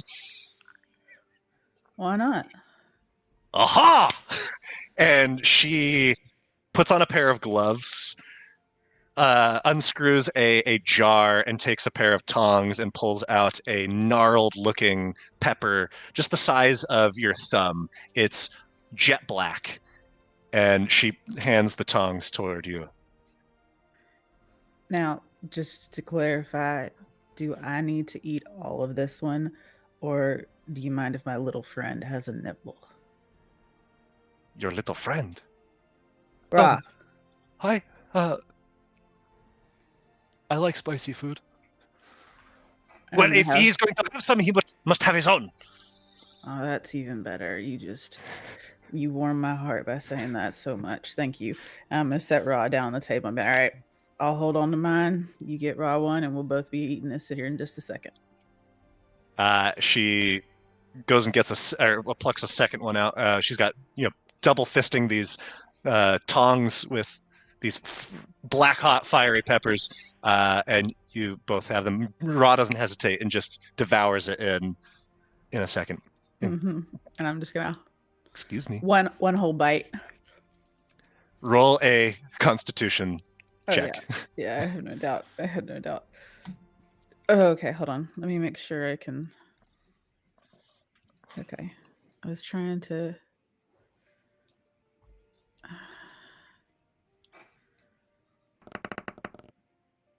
Oof. Nosh, you may have bit off a bit more than you can chew. As soon as that first crunch of your teeth breaks the juices from the pepper and the seeds start spilling into your mouth, you know you've made a mistake. And you belch out black flames at Ra. Goes, oh, and starts trying to fan them a little bit, but it's to no avail. The fire begins to crystallize into black shards that eventually turn into black goo that just comes streaming out your mouth. And the people all around are giving you a wide berth, but impressed nonetheless by what you've done.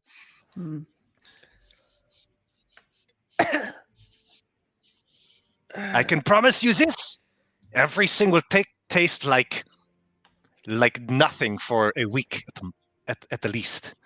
But you have metal, my friend. You come to Zora's anytime. You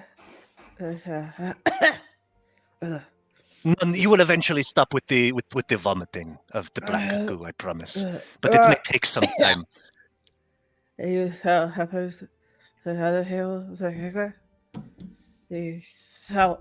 Okay, who's next to try? And she sort of seems to move on. I'm trying to get Ra to ask her to sell me some peppers to take. Ra is, before he does that, he is kind of pawing at the goo on the ground. He's like, takes a little scoop. Nosh, it's not bad. Nosh, it's not bad.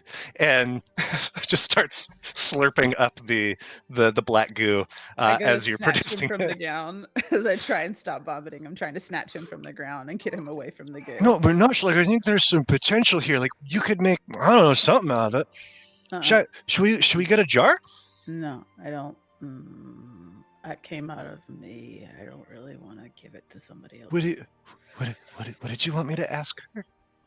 I was going to see if she can sell some slightly less toxic peppers, but you seem to be fascinated with the goo. Do you want a jar of the goo? You want me to talk to her though, directly? That's okay. It's okay. She's already talking to somebody else. I got it. I can do it. It's gonna be scary. I got a little jar for you. Hold on. And Nosh starts digging through his pack and pulls out a little jar. So scoop up a little bit. Just scoop it up into the jar. You can snack on this. You and Ra is excited. And now that you at least have regained some ability to speak, what do you do, Nosh?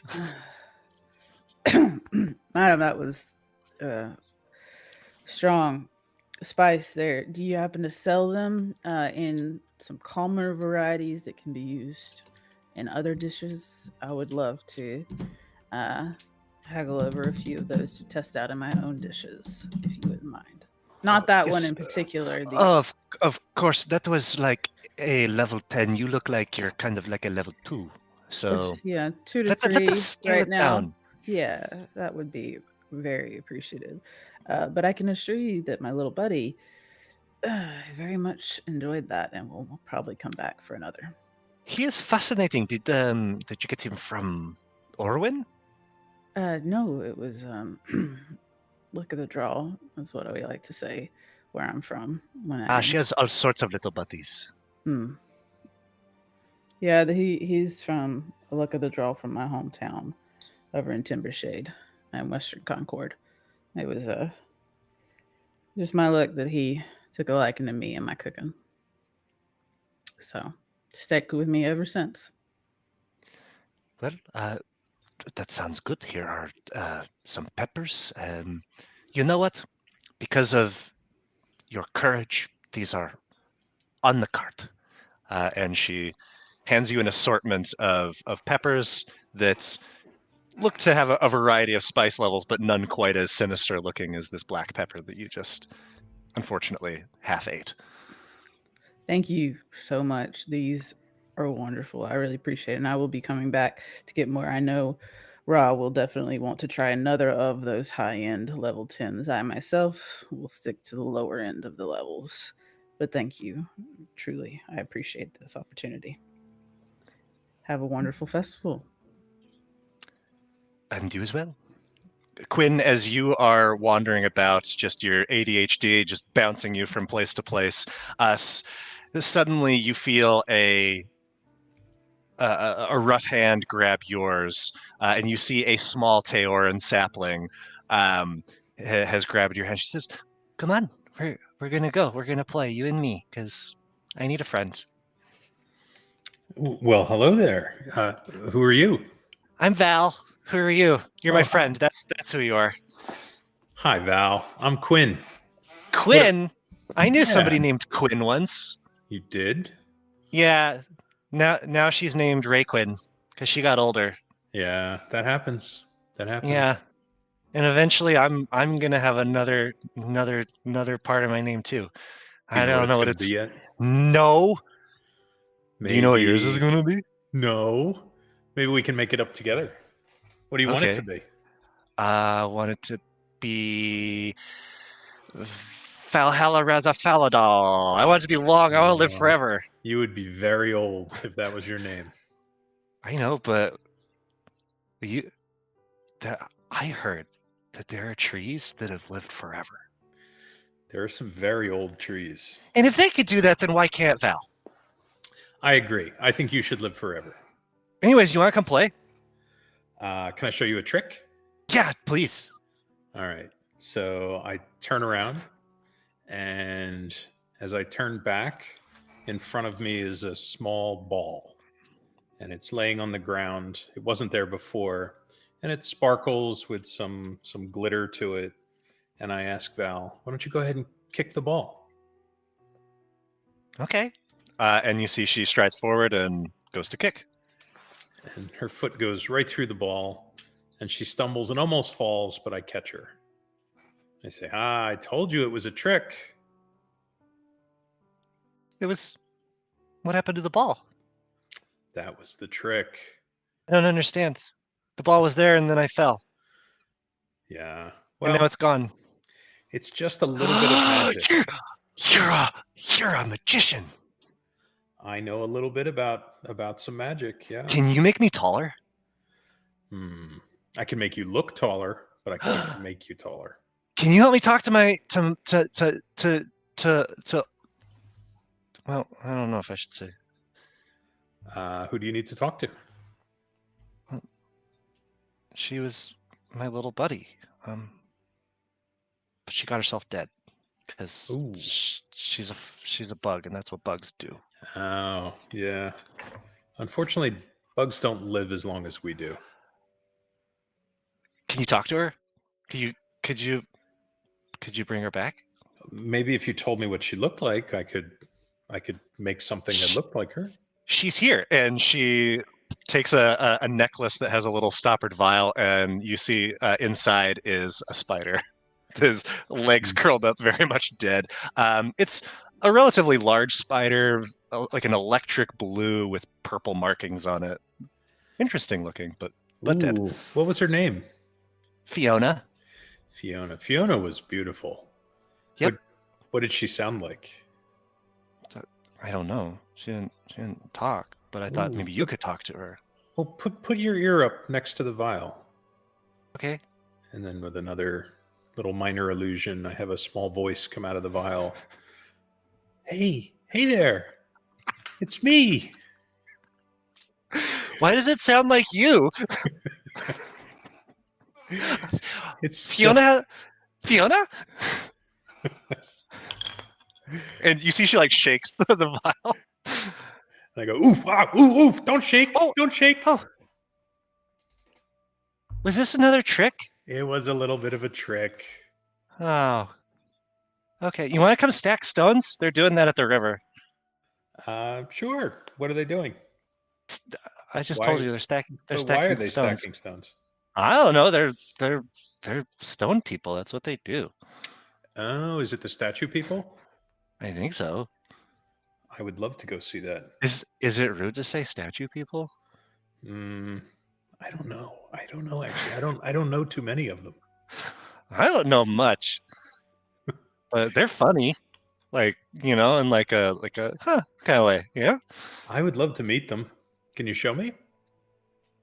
Yeah, I guess. Sure. Come on. And she starts pulling you toward the the river, where you see there are stacks of stones along the river's edge that have been piled up. And river is generous; it is more of a stream. But elsewhere in Midhaven, Harlow, you said you have just been wandering, taking in the sights. Yes. Yes, just observing.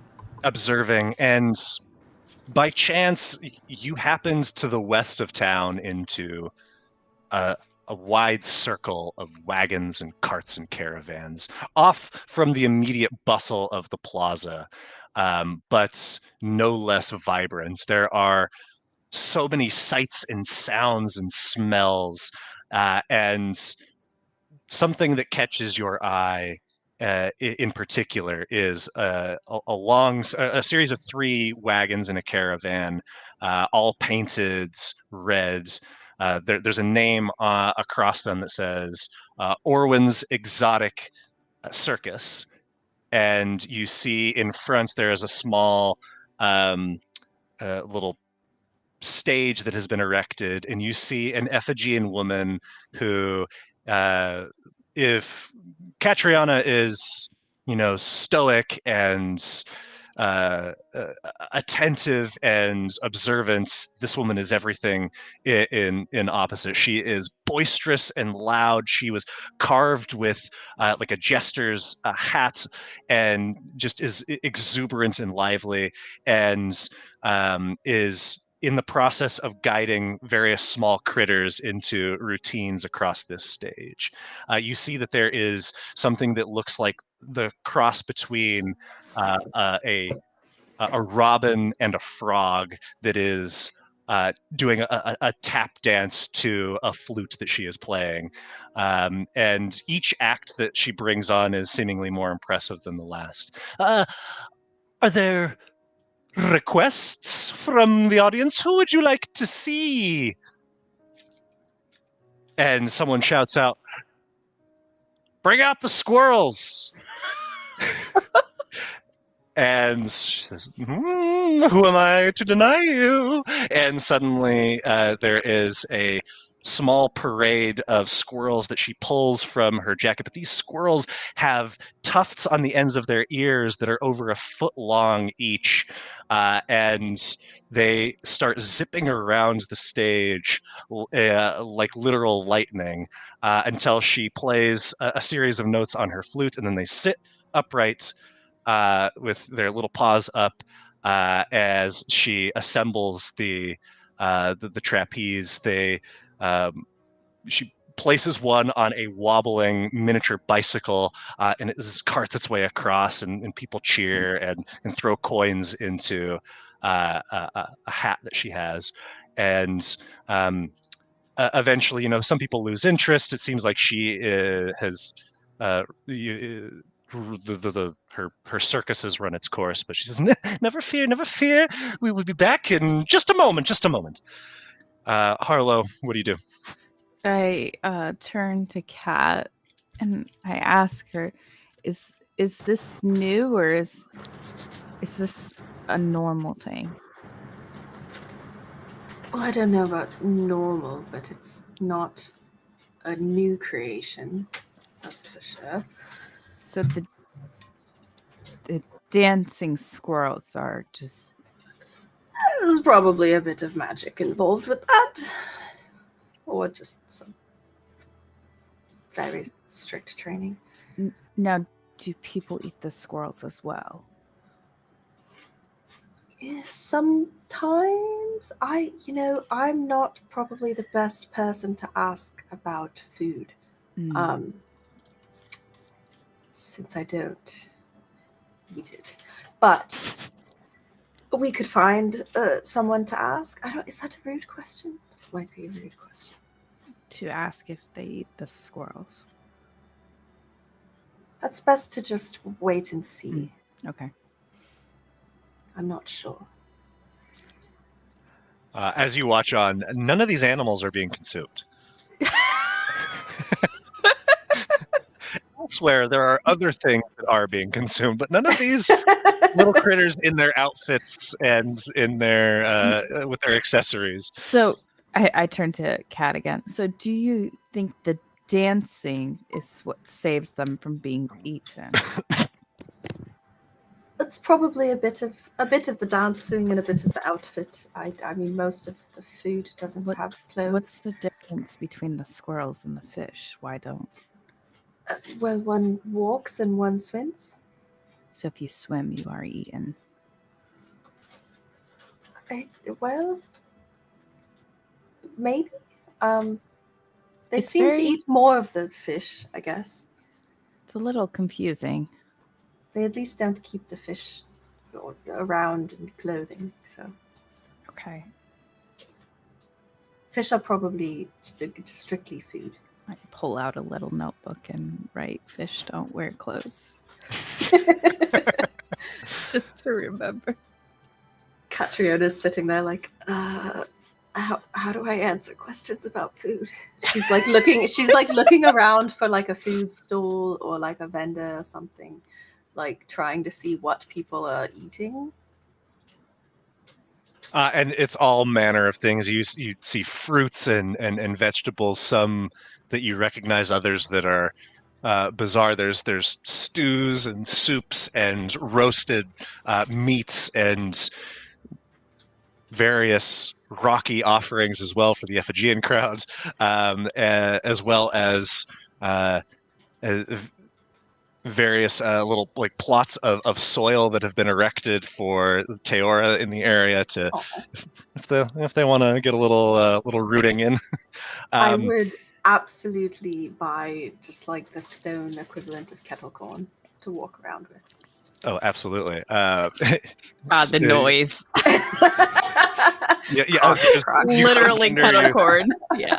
You buy some Pop Rocks and munching away, and all throughout the Midhaven, suddenly a loud bell rings. It's not like deep, but high, and suddenly the locals all clap their hands in excitement, and everybody starts moving back toward the plaza, as and those that are kind of looking on in confusion, people are like dragging them along, and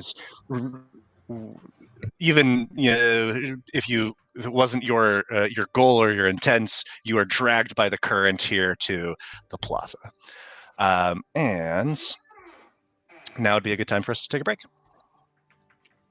Looks like, and then we'll get started with what happens here. Well, what could it be? Who's to say? I'm to say. You'll find out. Right.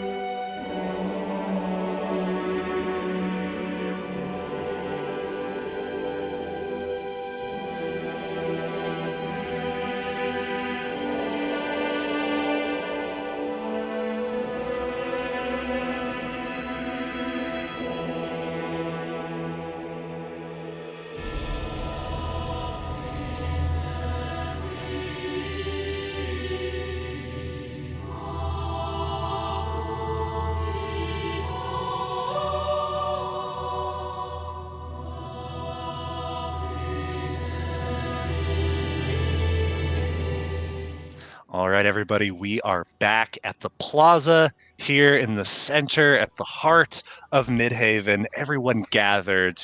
Lantern lights flicker and glow, changing color before your eyes. There are a few permanent structures that are set up. There's, various bunting that is decorating the area in a variety of colors as well. You see that in the center of this space is a large bronze statue of a faceless, featureless individual holding aloft in their right hand a metal lantern. And inside the lantern, glowing brilliantly and beautifully, is a gemstone, the size of a grapefruit, faceted and brilliant and beautiful and ever changing in the light that it shines in this area. Those of you who arrived earlier in the day would have noticed that even in the daylights, this gemstone was glowing. And as everybody gathers at the sound of the bell, you see an Ephigean man is close to the statue, and he clears his throat. He says, "Evening, folks. Those of you who don't know me, I'm Keeper Callion, and I've been here in Midhaven, well, as long as I can remember, as long as I've been around. Just wanted to welcome you all here and thank you for spending your evening here with us at the Lantern Festival. As the locals know, and anybody who's been here before, looking at you, Jubilee," and he points at a woman, and then she laughs. And you, Orwin, was this your 10th, your 9th, 100th? Who cares? Haha. And clearly these inside jokes that this man is cracking, that the crowd is reacting to. But we celebrate the Lantern Festival for our own reasons, but I like to think of it as a symbol of our town. This lantern before you, and the one who bears it is a sign of the light that we cast on the world, the brightness that we bring to it with our fellowship and our camaraderie, with our ingenuity and our friendship, by sharing a meal, sharing a laugh, and just sharing a story. And to all of you who've come here for the first time, well, I'm so excited for you, because we like to end things here with a tradition as old as time, and that is the lighting of the lanterns. You might be confused because you see a bunch of lanterns lit all around you already, but we're not talking about these lanterns. No, we're talking about very special lanterns. We're talking about wish lanterns. And there's a general murmur of excitement in the crowd, and the keeper calls over to the woman closest to this building over here. He says, "Dottie, bring him out." And she steps inside this building, and in a few moments comes out with a cart laden with paper lanterns, dozens and dozens and dozens. And she begins passing them out to everyone assembled here in the plaza. And Callion says, "On the count of 3, we're all going to light and release our lanterns into the sky. And I encourage each of you to make a wish, because legend has it, and verified experience confirms it to be true, that the last lantern light in the sky, the wish that was whispered into it, will come true. So think carefully. What is it you're wishing for? And then get ready." And you see everybody busying about, some of them literally whispering into their lanterns. Each of you has a lantern in your hand, even Mosswing, and next to Ra. You have a moment to think and to make a wish. So, when you have your wish, if you want to let us know, you can. If you want to keep it private, you can too. but I'm going to leave the floor to you all.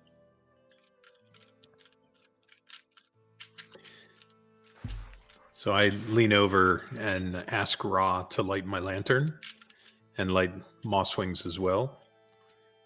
And then I whisper into my lantern, I wish I knew what it meant. And then with that, I release it into the air. And you hear, oh, looks like someone got a little bit too eager. You know whose wish isn't coming true, as you see your lantern rise up into the sky. And it lingers and lasts, and it's beautiful in the night sky, but before long fades. It says, remember, folks, we're going to do it on the count of 3. We'll give you some time to prepare. Should we give him another try? And Aslan says, go ahead, Callan. He's new. He didn't know what he was doing. Someone always does. And Dottie brings you another lantern. Excellent. Anybody else? Quinn, I know you had a wish you were ready to just get up in the sky, but you really should maybe wait till they finish counting. That's my second wish. I wish I knew that before I let go of that stupid lantern. Right. Yeah. No. Ra, if you'll light, then I'll wait till the count, and we'll both wish for that same thing that we're looking for. And I'm gonna get Ra to light the lantern, and then lean down right up next to him, kind of like squatting down, or have him come up onto my shoulder, and we're both gonna whisper what we want into the lantern, and then we're gonna hold it and just wait for the countdown to release. And Quinn and Mosswinger standing pretty close right next to us, good friends, and I can't really hear clearly what they say, but what they do hear is one word pretty clearly, is cure, as in a cure for something. And they both know, oh yeah, that's what those two are wishing for. And then we're going to wait, and I'm going to keep an arm. After I kind of hold the lantern, I'm going to snake one hand over on Quinn's arm and be like, so the count of 3, right? Is it now? Right? Should I let it go again? Is it now? No. 3, Quinn. 3. You hadn't heard anybody count yet, right? Just gotta you. wait. You keep saying 3. Should I let it go? Yep. Nope. I'm just trying to remind you to wait till everybody else starts counting. Just hold steady, All right, y'all. just let me know. Let me know. Yep. Gonna let you know.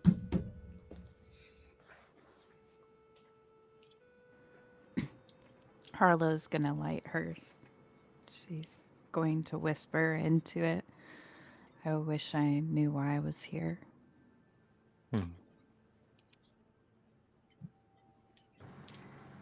Catriona will light hers as well. She's not necessarily caring about being super quiet, but she'll sort of hold it up like everyone else is and whisper into it. I wish I could find how to wake them up.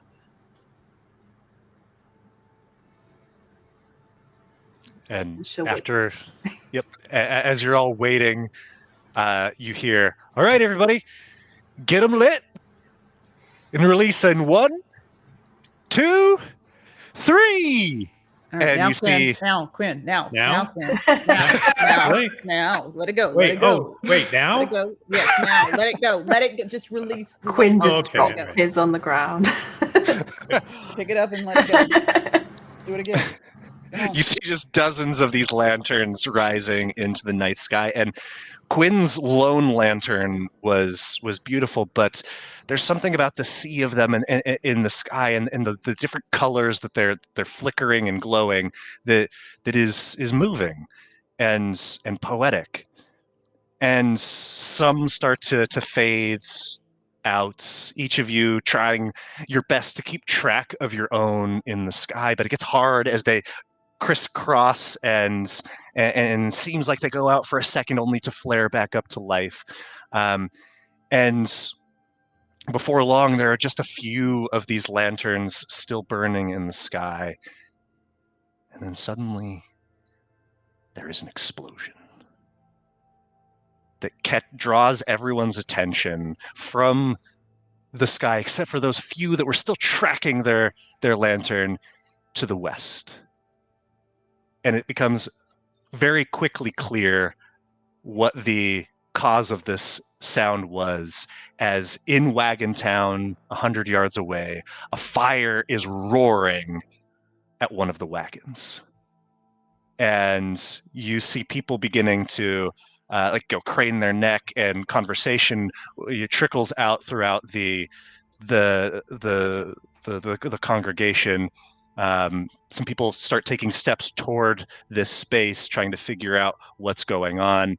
And then suddenly there is something that arcs through the air, crashes, and with the shattering of glass on cobblestone, and something erupts from this space. At first, you're not quite sure what you're looking at, a flash of lightning, but as it zips around the square, it becomes immediately clear that you are looking at a creature made of living lightning, a goblin in the purest sense. And as it moves about, you see lashes of lightning attacking out at individuals. Everybody roll a perception check.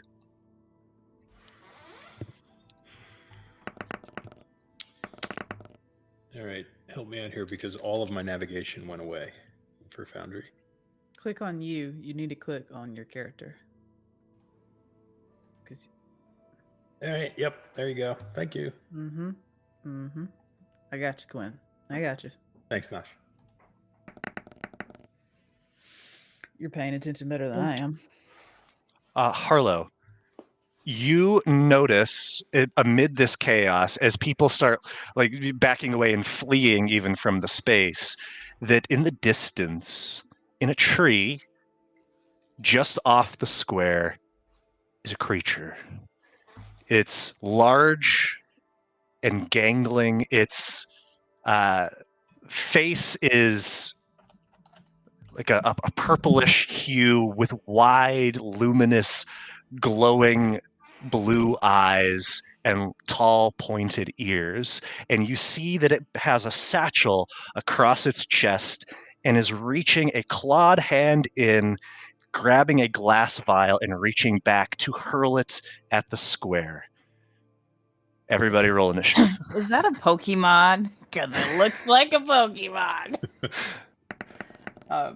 Holy shit. Gotta catch them all.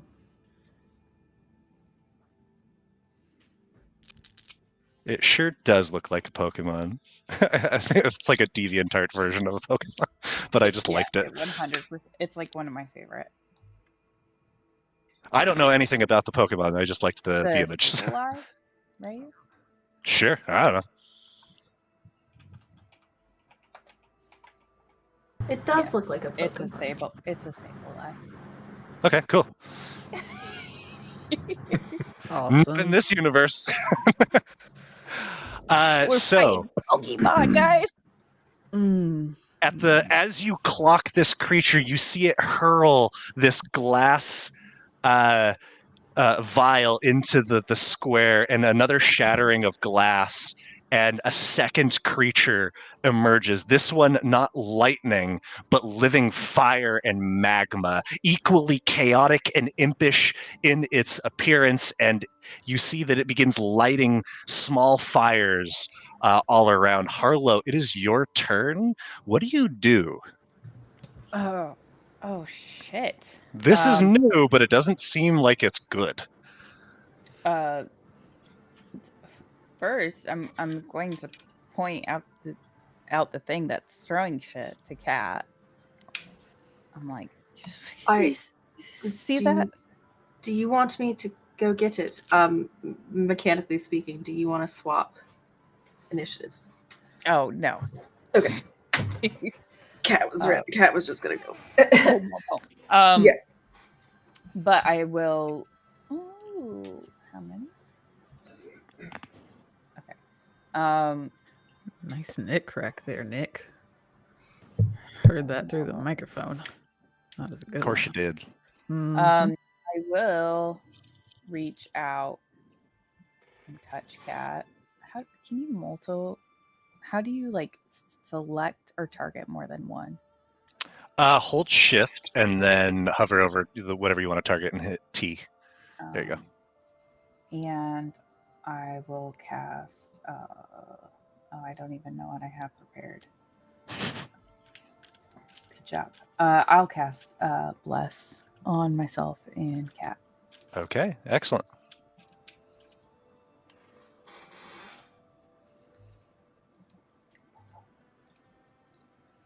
And I will move towards the tree. This poor character, I don't know how much movement I have. All of you should be So 30 feet. new. All right, and that'll be my turn.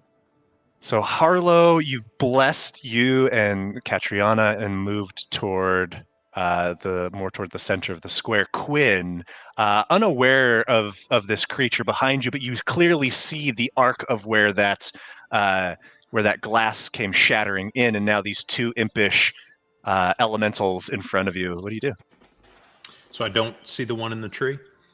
Unless you want to search to see like where this came from. I think I will go after the known target. Okay. I'm going to try Tasha's Hideous Laughter. Okay.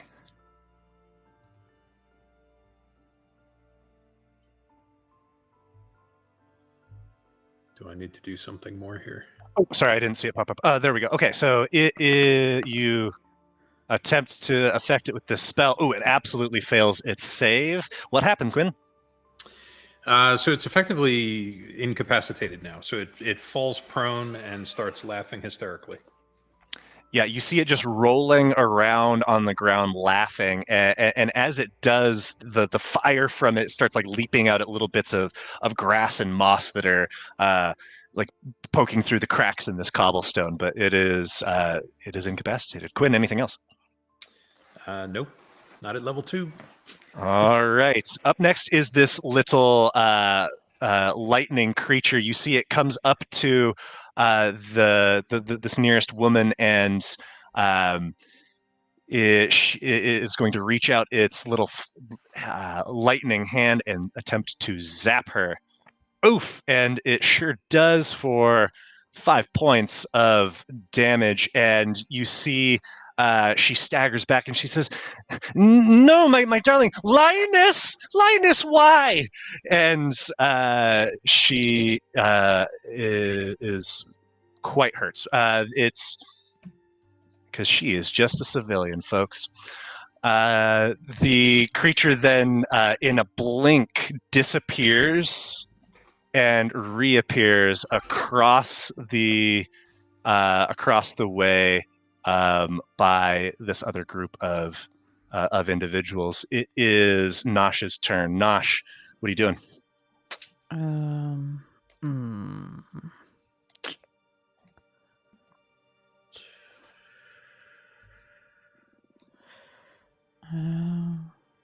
I don't have extension on my weapon, right? Like there's none of my weapons are. I mean, your ladle has range. What's the range? It's 30 feet normal, and then 60 feet at disadvantage. So up to 30 feet normally, and then you can go up to 30 feet beyond that. I'm gonna move further into the square. Okay. And then I am going to use my ladle to attack the one that Quinn attacked. I'm also going to bonus action before I do that. Can I consume my bullseye soup? You certainly can. Okay. You should be attacking at advantage, right? It's prone. Well, with a ranged attack, you're going to be attacking at disadvantage if it's prone. Because I can't get there. I can't get any closer. I can only go 30. And that's why... you know what? No. I'm going to go ahead and attack with my ladle, and then I'll eat the soup so that my next attack will have the advantage. Okay, so this is going to be an attack at disadvantage since it's prone and you're firing a ranged attack at it. Control or Alt? Control.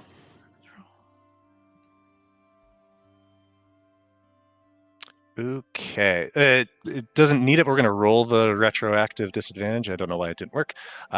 So with an 8, as you whip your the contents of your ladle at this creature on the ground. It just splashes, nearly catching the effigy next to it, who has started inching away. So did it hit it or not hit it? It did not hit. Okay, that's fine. I'm going to use the last of my movement to get as close as possible now to it. Which I think that's 30 feet. Yeah. It's like one away from it. And then I'm going to, hope this works. Let's see. Yeah. Used my soup that I had in preparation to attack this creature next turn. Okay, so you have consumed the soup. Yep. And for the folks at home, what does that do? The bullseye soup, it's wonderful. Bullseye ball chopped, battered, and placed in a salty broth. You consume it. It's going to add my modifier to my next attack roll before the end of my next turn. There you go. So you are going to be more accurate, hence bullseye. Nosh's turn complete. Catriona, you feel that blessing from Harlow. What are you doing? Right. This lightning boy is the closest, so I'm going to catch it. I believe I can get there. Mm-hmm. And I've got my sort of shrugs her shield over and takes a big old swing at him. Oh, Jesus. Okay, and absolutely going to hit for a good chunk of damage, 9 points. And you see that as your great club connects with it, it like stops for a second and then just kind of continues passing through this lightning form. Anything else, Catriona?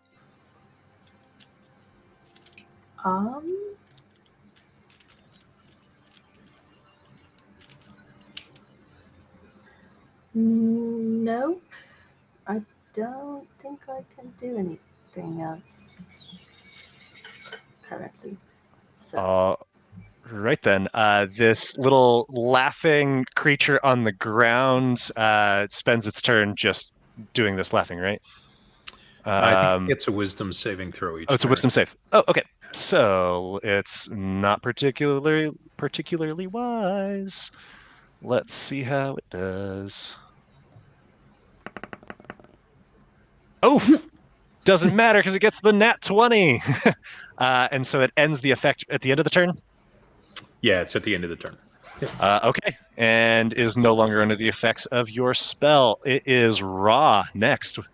He was not given a command, and as such, cannot use one of his actions, but he can still move freely, and he can, and he'll dodge. So Ra will just sprint to Nosh's side, basically. Okay. I think that is the correct length. Yeah, that should work perfectly for him. Yeah, this little hovering ball of flame comes over to you, Nosh. And is he dodging? Yeah, he's prepared to dodge, as Nosh hasn't said anything else to him at this time. Sounds good. He's a dodging. Then that means it is Mosswing's turn. What's Moss doing? Fly speed of 40, I believe. So moving to the top of this roof. Okay. And dodging. Kind of surveying the area, trying to get a bird's eye view. Oh, certainly. A cat's eye view. Cat's eye view of the scene. Then that brings us back to the top of the order. This creature in the tree reaches into this satchel, this ill-fitting satchel, hurls another vial of glass. It shatters right at your feet, Quinn, and you see a frosty creature emerge, bearing down right in front of you. And then the creature in the tree disappears. It is Harlow's turn. Harlow, what you doing? Well, I was trying to get to the creature in the tree, but seeing it throw down another one, I'm going to target that one. And I am going to throw a sacred flame at it. Okay. Oof. Nice. Good damage if it hits. Let's see. Roll the save. Oof. These are some Yikes. tough saves I'm throwing down, and is unaffected by this holy fire. I am going to move into melee with it. That'll be my turn. All right. Then up next is you, Quinn. We're going to just Venerable Firebolt it, and we'll see how we do. That is absolutely going to hit. And as this is a creature made of ice and frost, it is unhappy. Oop, you know what? We need to retroactively add some disadvantage on that since it's a ranged attack with an enemy within 5 feet. Let's see. Still hits, so you're fine. And very much damaged by this. All right, and that's pretty much all I can do, and I'm going to stay within range so as not to provoke an attack. Okay, then up next is the lightning creature that is going to dash through your space, Catriona, and as it does, you are going to take a bit of lightning damage to the tune of 3 points.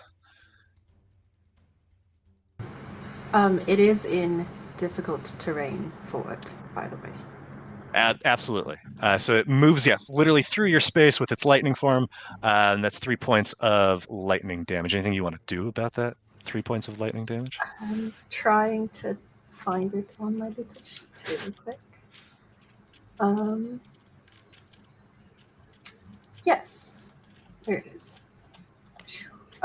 This orb that Catriona has, just probably like on her belt, starts to glow in reaction to that lightning, and you see it kind of pull some of that lightning into it instead of hitting her. Excellent. And at the end of its movements, you've largely negated this. It is going to attempt to zap you. But with a roll of 16, that is not enough because Catriona's just this tough old statue. And that is its turn. Up next is Nosh. I'm going to move right into attack range on the Magamic, the fire one, basically. Right up into its face. And I am going to smack the crap out of it with my pan. Two-handed pan in the face. Okay. Oof. With only a roll of 4 on your attack, Nosh. What about the bullseye? So that should add add another. What's your charisma modifier? I think it might still be coded to you. So that's actually a 7 plus. Your charisma is 310. Or is your charisma plus 3 or plus 4? It's plus 3, but the bullseye suit also says a +1 to the charisma modifier when you read it. It's attack bonus decreases to 1 plus my charisma modifier. So 3. That's when you're at 5th level. You're not at 5th level yet. Oh, okay, never mind then. Yep. So you have just the base level of this. So you add a 3, so that's going to bring that to a 10, and a 10 is just enough to hit this guy. And so, didn't mean to roll that.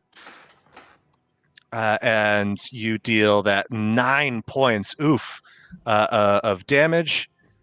And as it is hit, you just hear this grumbling sound. And before I end my turn, I'm gonna just tell Ra to just flame up and flame it down in a sense, or like attack it with its flames. Okay.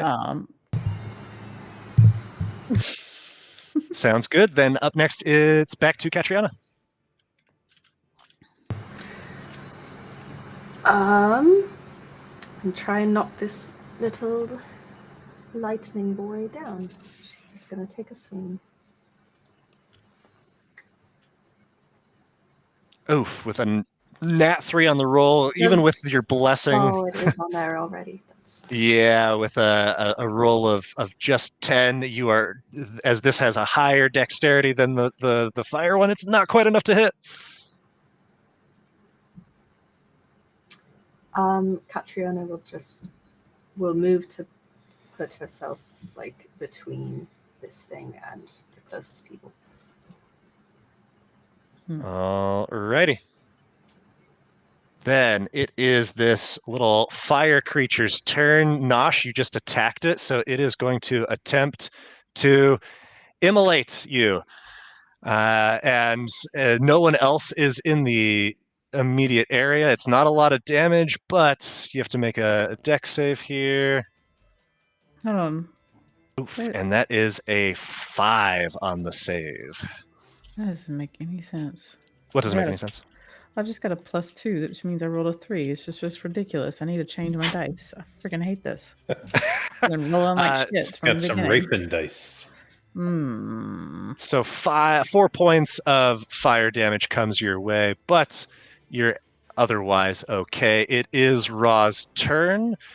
And you sent him over to attack, Yeah. and he will do just that then.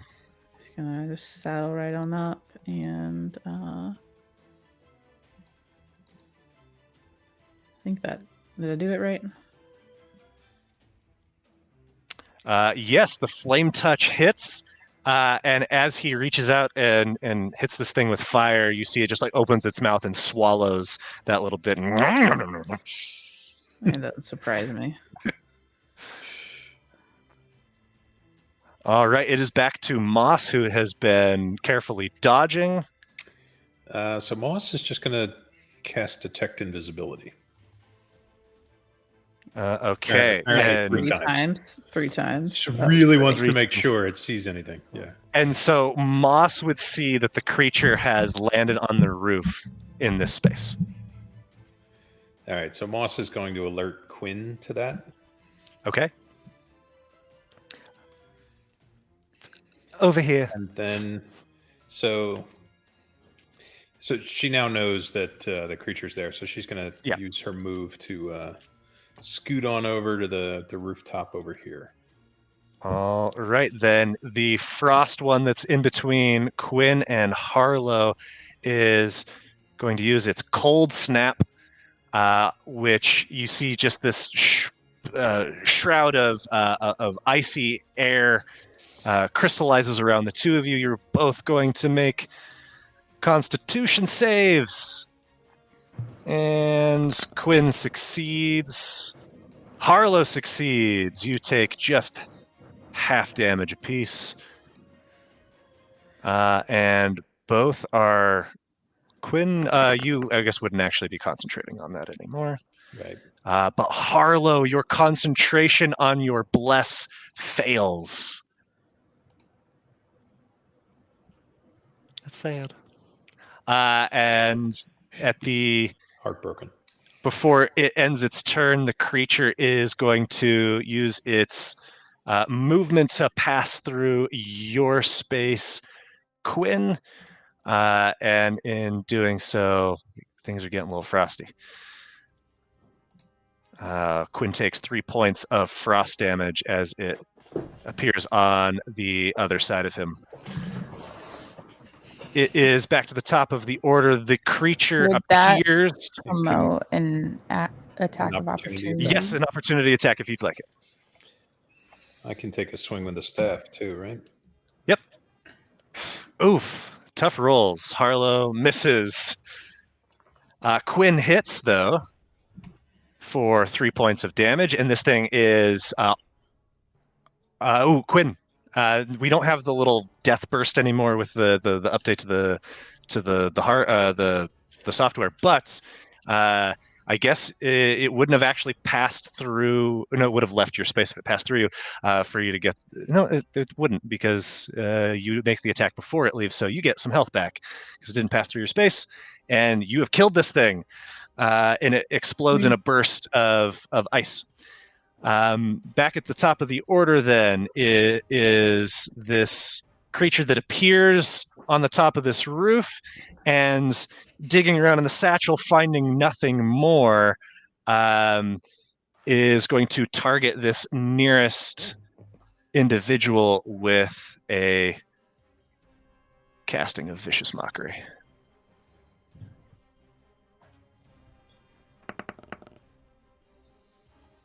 Fails the save and takes the full damage and starts retreating like others have into the safety of this building. The creature moves to the end of the roof here, but stays put 10 feet up. It is Harlow's turn. Harlow, what you doing?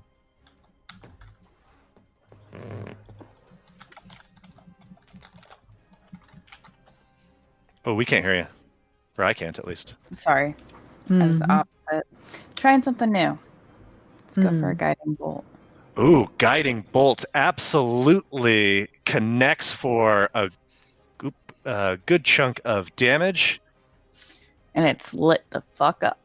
It is lit up, which means the next attack on it will have advantage, as it is glowing and not invisible. Anything? Did you say that was your turn? Yeah, I have a question. Do we not have armor in our inventory as starting items, or? I never got a starting item. Yeah. Yeah. So, what armor would your character have? I can't remember. Right. Okay. I think I was trying to get heavy armor. Okay, so we will definitely sort that out before our next session. Okay. Yep. But we will treat your armor class right now. If you had some heavy armor, it would be at least a 14 plus or 15 plus your shield, so 17. So we'll assume that it's 17 for right now. Moving forward. All right. Anything else, Harlow? No, that'll be all. All right, Quinn, it is back to you as you downed this ice creature with your quarterstaff. All right, we're going to take aim at the now visible creature on the roof, and we will throw another firebolt. It should have been with we'll get that retroactive advantage. Hey, 24 sure is going to hit. For 4 points of fire damage, and you hear this Ephigean woman nearby say, "Don't kill him. He doesn't know what he's doing. It's just no, please don't." And what else, Quinn? So which woman in particular was saying that? That was this woman right here, who, Harlow, you would recognize as the woman from the little circus. Okay. Is this a squirrel? No, it's a Pokemon. We've established that. All right, I'm going to slide around behind Harlow and go over next to this woman. Okay. And that's about it. I'm going to do this turn. All right. The little lightning fella is up next, is going to try to again zap through you with its movement there, Cat. And dealing 2 points of lightning damage, but actually none at all. And will follow up by attacking this nearest townsfolk with its zap. And so would the townsfolk count as allies in this fight? Yeah. If you're treating them as allies, yeah. Oh, I didn't. Okay, never mind. And is going to hit for not a ton of damage, but for a regular Joe that's more significant. Nosh, it's back to you. What are you doing?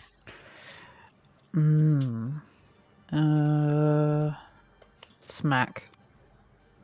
Pan. Smack Cry. Pan. Hit. Oh, Nosh, my dog. We have a new raven. Uh-huh. We have a new raven. Fine. Oh, no. Ra up. I'm pointing to the roof, sending Ra over that way on his turn. And yeah, just gonna stay where I am. Pan at the ready. All right. Just to check, your bullseye soup, was that one attack that you added that to, or was that for the next minute that lasts? It's a turn, I believe. It's just for a turn. You can add the chef's charisma modifier yes, to to the the next next attack one, roll yep. you make before the end of your next turn. Gotcha. Okay. So Then, I took it before that. gotcha. All right, then it is Catriana's turn.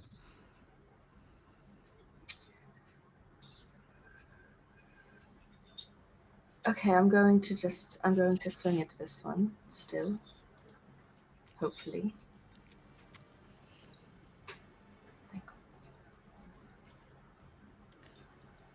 And with 22 is absolutely going to hit that 11 points of damage. You see this burst of lightning kind of spray out, but harmlessly just fizzles as this creature is gone. And then let's see. Oh, I need to measure. Oh, it doesn't pop up the measuring anymore. That's fine. I'll start getting closer this way. I can get to over near Nosh, not quite at Nosh, but. And I will choose the turn with the primal interdiction. Choose to defend within this area.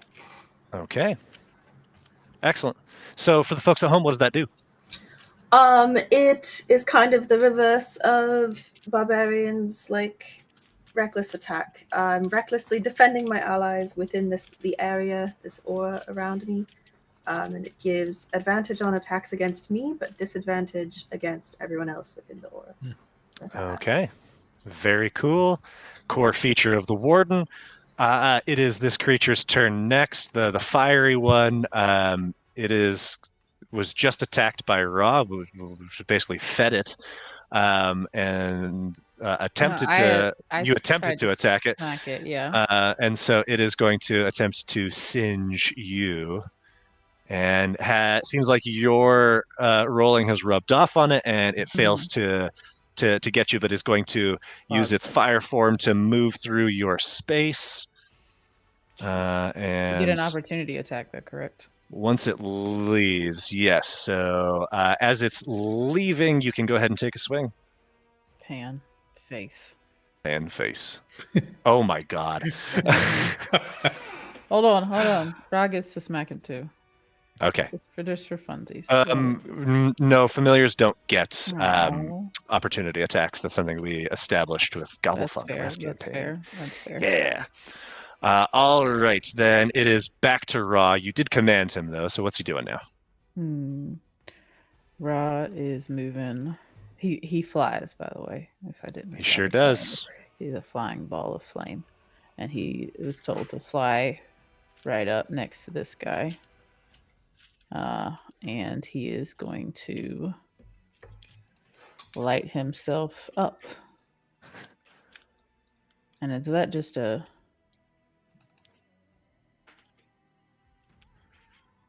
Well, there you go. So that's the fire form. Yes, as he kind of like moves through the space, dealing that 2 points of fire damage. And he's just on fire right there. All right. Then it is back to Mosswing. Oh, and he is on fire, by the way. I forgot to mention that. The creature has like a flame of fur or whatever on fire. And will take damage each round? It's for as long as Ra remains on him, will like continue to take fire damage. Catches fire until someone takes an action to douse fire. The creature takes fire damage to start each of his turn. Yeah. Okay. So it would break a sleep spell?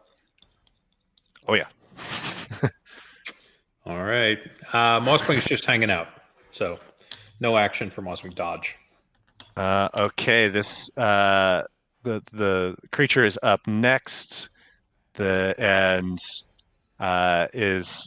doesn't like being on fire and will use its action to douse those flames, and then you see it slides down this bunting and scampers across onto this tree and jumps down onto this nearby tent. It is back to Harlow. Sacred Flame. Good damage. What's the save? Let's see. Oh, 15 is going to do it, and which means no damage. All right. Oh, I am. Stop, please. You don't need to harm it. He's a good boy, I promise. He's just confused.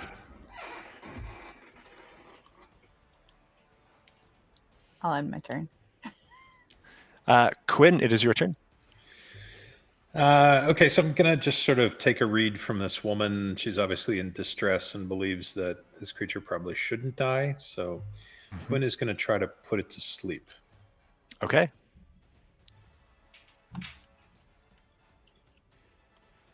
Oh, yeah.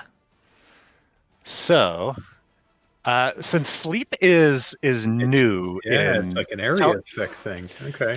Tell us how sleep works. Well, I got to reread it myself.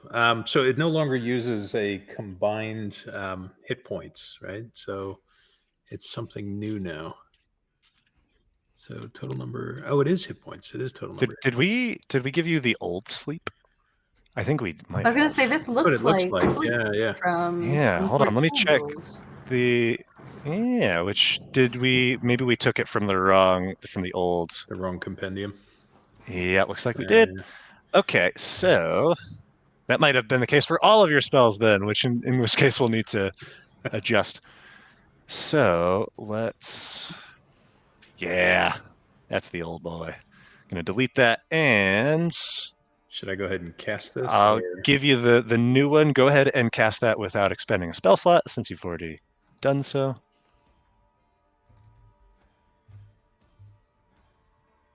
All right, let me know when you get the new one in there. It's in there. Okay. So targeted. New sleep.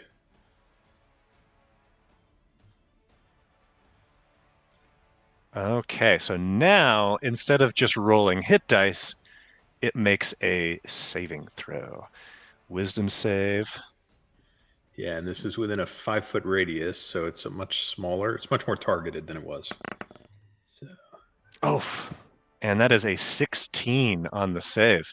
I am reverse noshing it right now. Yes, you are. All right. So let's see. Does anything happen if it succeeds that first save? I don't think so. Yeah, because if it fails the save, then it is incapacitated. Yeah. All right. It's asleep, right. or not asleep, but it is very much awake. I made it yawn. Quinn. It was a solid yawn. You made it yawn. Nosh, It's your turn. You hear the woman calls out, "Music! Music! Can any of you sing? I don't have my flute." Negative. Pan. Hey, that's enough to get it done this time around. Oof. Yeah. That is not a lot of damage, but you know what? I hit it. Why did you give me the damage? Accidentally, I misapplied it. I get it back. Nope. It's still doing that. Okay, hold on. And I'm gonna eat an orange cake. Hold on. Why is it taking it from you? Well, it was 2 damage, and 2 health is exactly what it had left. So the little creature bursts into flame and is no more. Yay. Bye-bye. And you're eating an orange cake, you said? Yeah. Okay. I don't know why it's showing your dice rolls twice. Weird, but That that's time 11 I don't know why I did points that. of healing, and Nosh, you feel back to fighting fit. I moved only like 20 or 15, I think, from where I was. 15. So I have 15 left. So I'm gonna move towards that lady. All right. Then it is back And to whistle for sorry. Ra to come back to me. Like come back Okay. down over to me. Excellent. Catriona, it's your turn. All right, I'm going to. Why can't I measure anything? Oh, I'm gonna try and get over near Hollow if I can figure out how to tell distances. Sorry. I will action dash to here, I suppose. Yeah.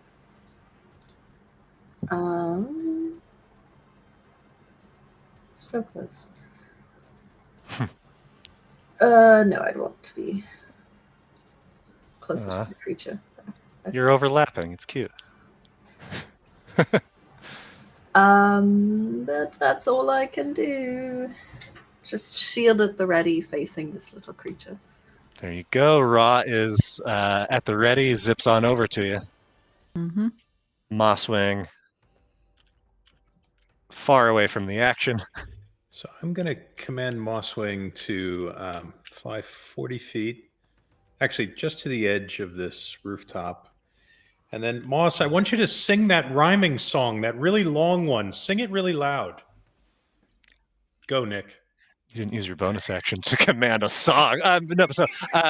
Moss starts singing in the language of the Tressims, this cat-like language that to your ears would sound like a mixture of, meows and chirrups, but I can guarantee you is indeed very much rhyming. We found the back Loophole. the loop. Loophole. Found a nice save right there. I've always got to have a backup for it, and if you demand me to do something like that. And as Moss starts singing, it's going to make a wisdom a wisdom save.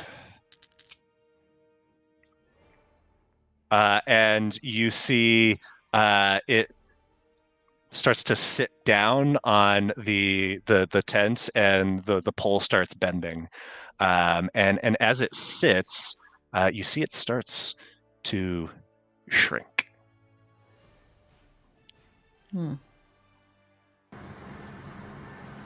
That is Moss. It's back to this creature in its smaller form, listening to this music. You see it starts tapping its hands on its legs and doing just like a little seated dance of sorts. Harlow, it's your turn. What you doing? I raise up my arm blade. And I just like glance at Cat.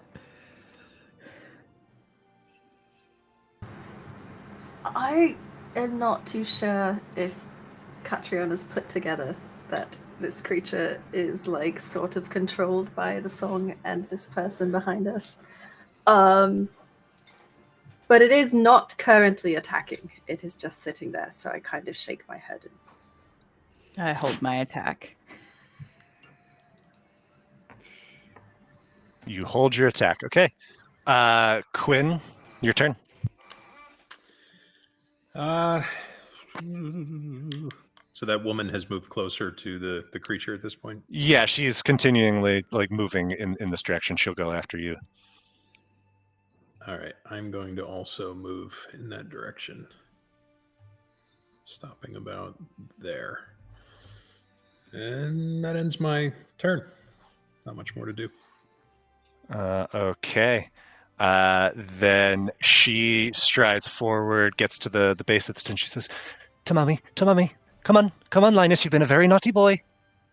And he just continues with the dancing, but she reaches up, grabs hold of him, and takes the satchel from him, puts it over her shoulder, and stuffs him inside it and zips it closed. and we are no longer in combat. The chaos of everything has died down. You see that the people that had dipped into tents and into the structures start peeking their heads out, and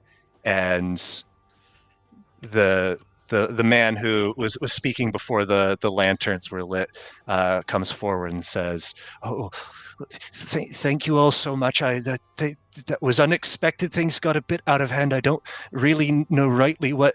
And suddenly there's a loud cracking sounds, and all of the lanterns go out. All of the lights in Midhaven is gone.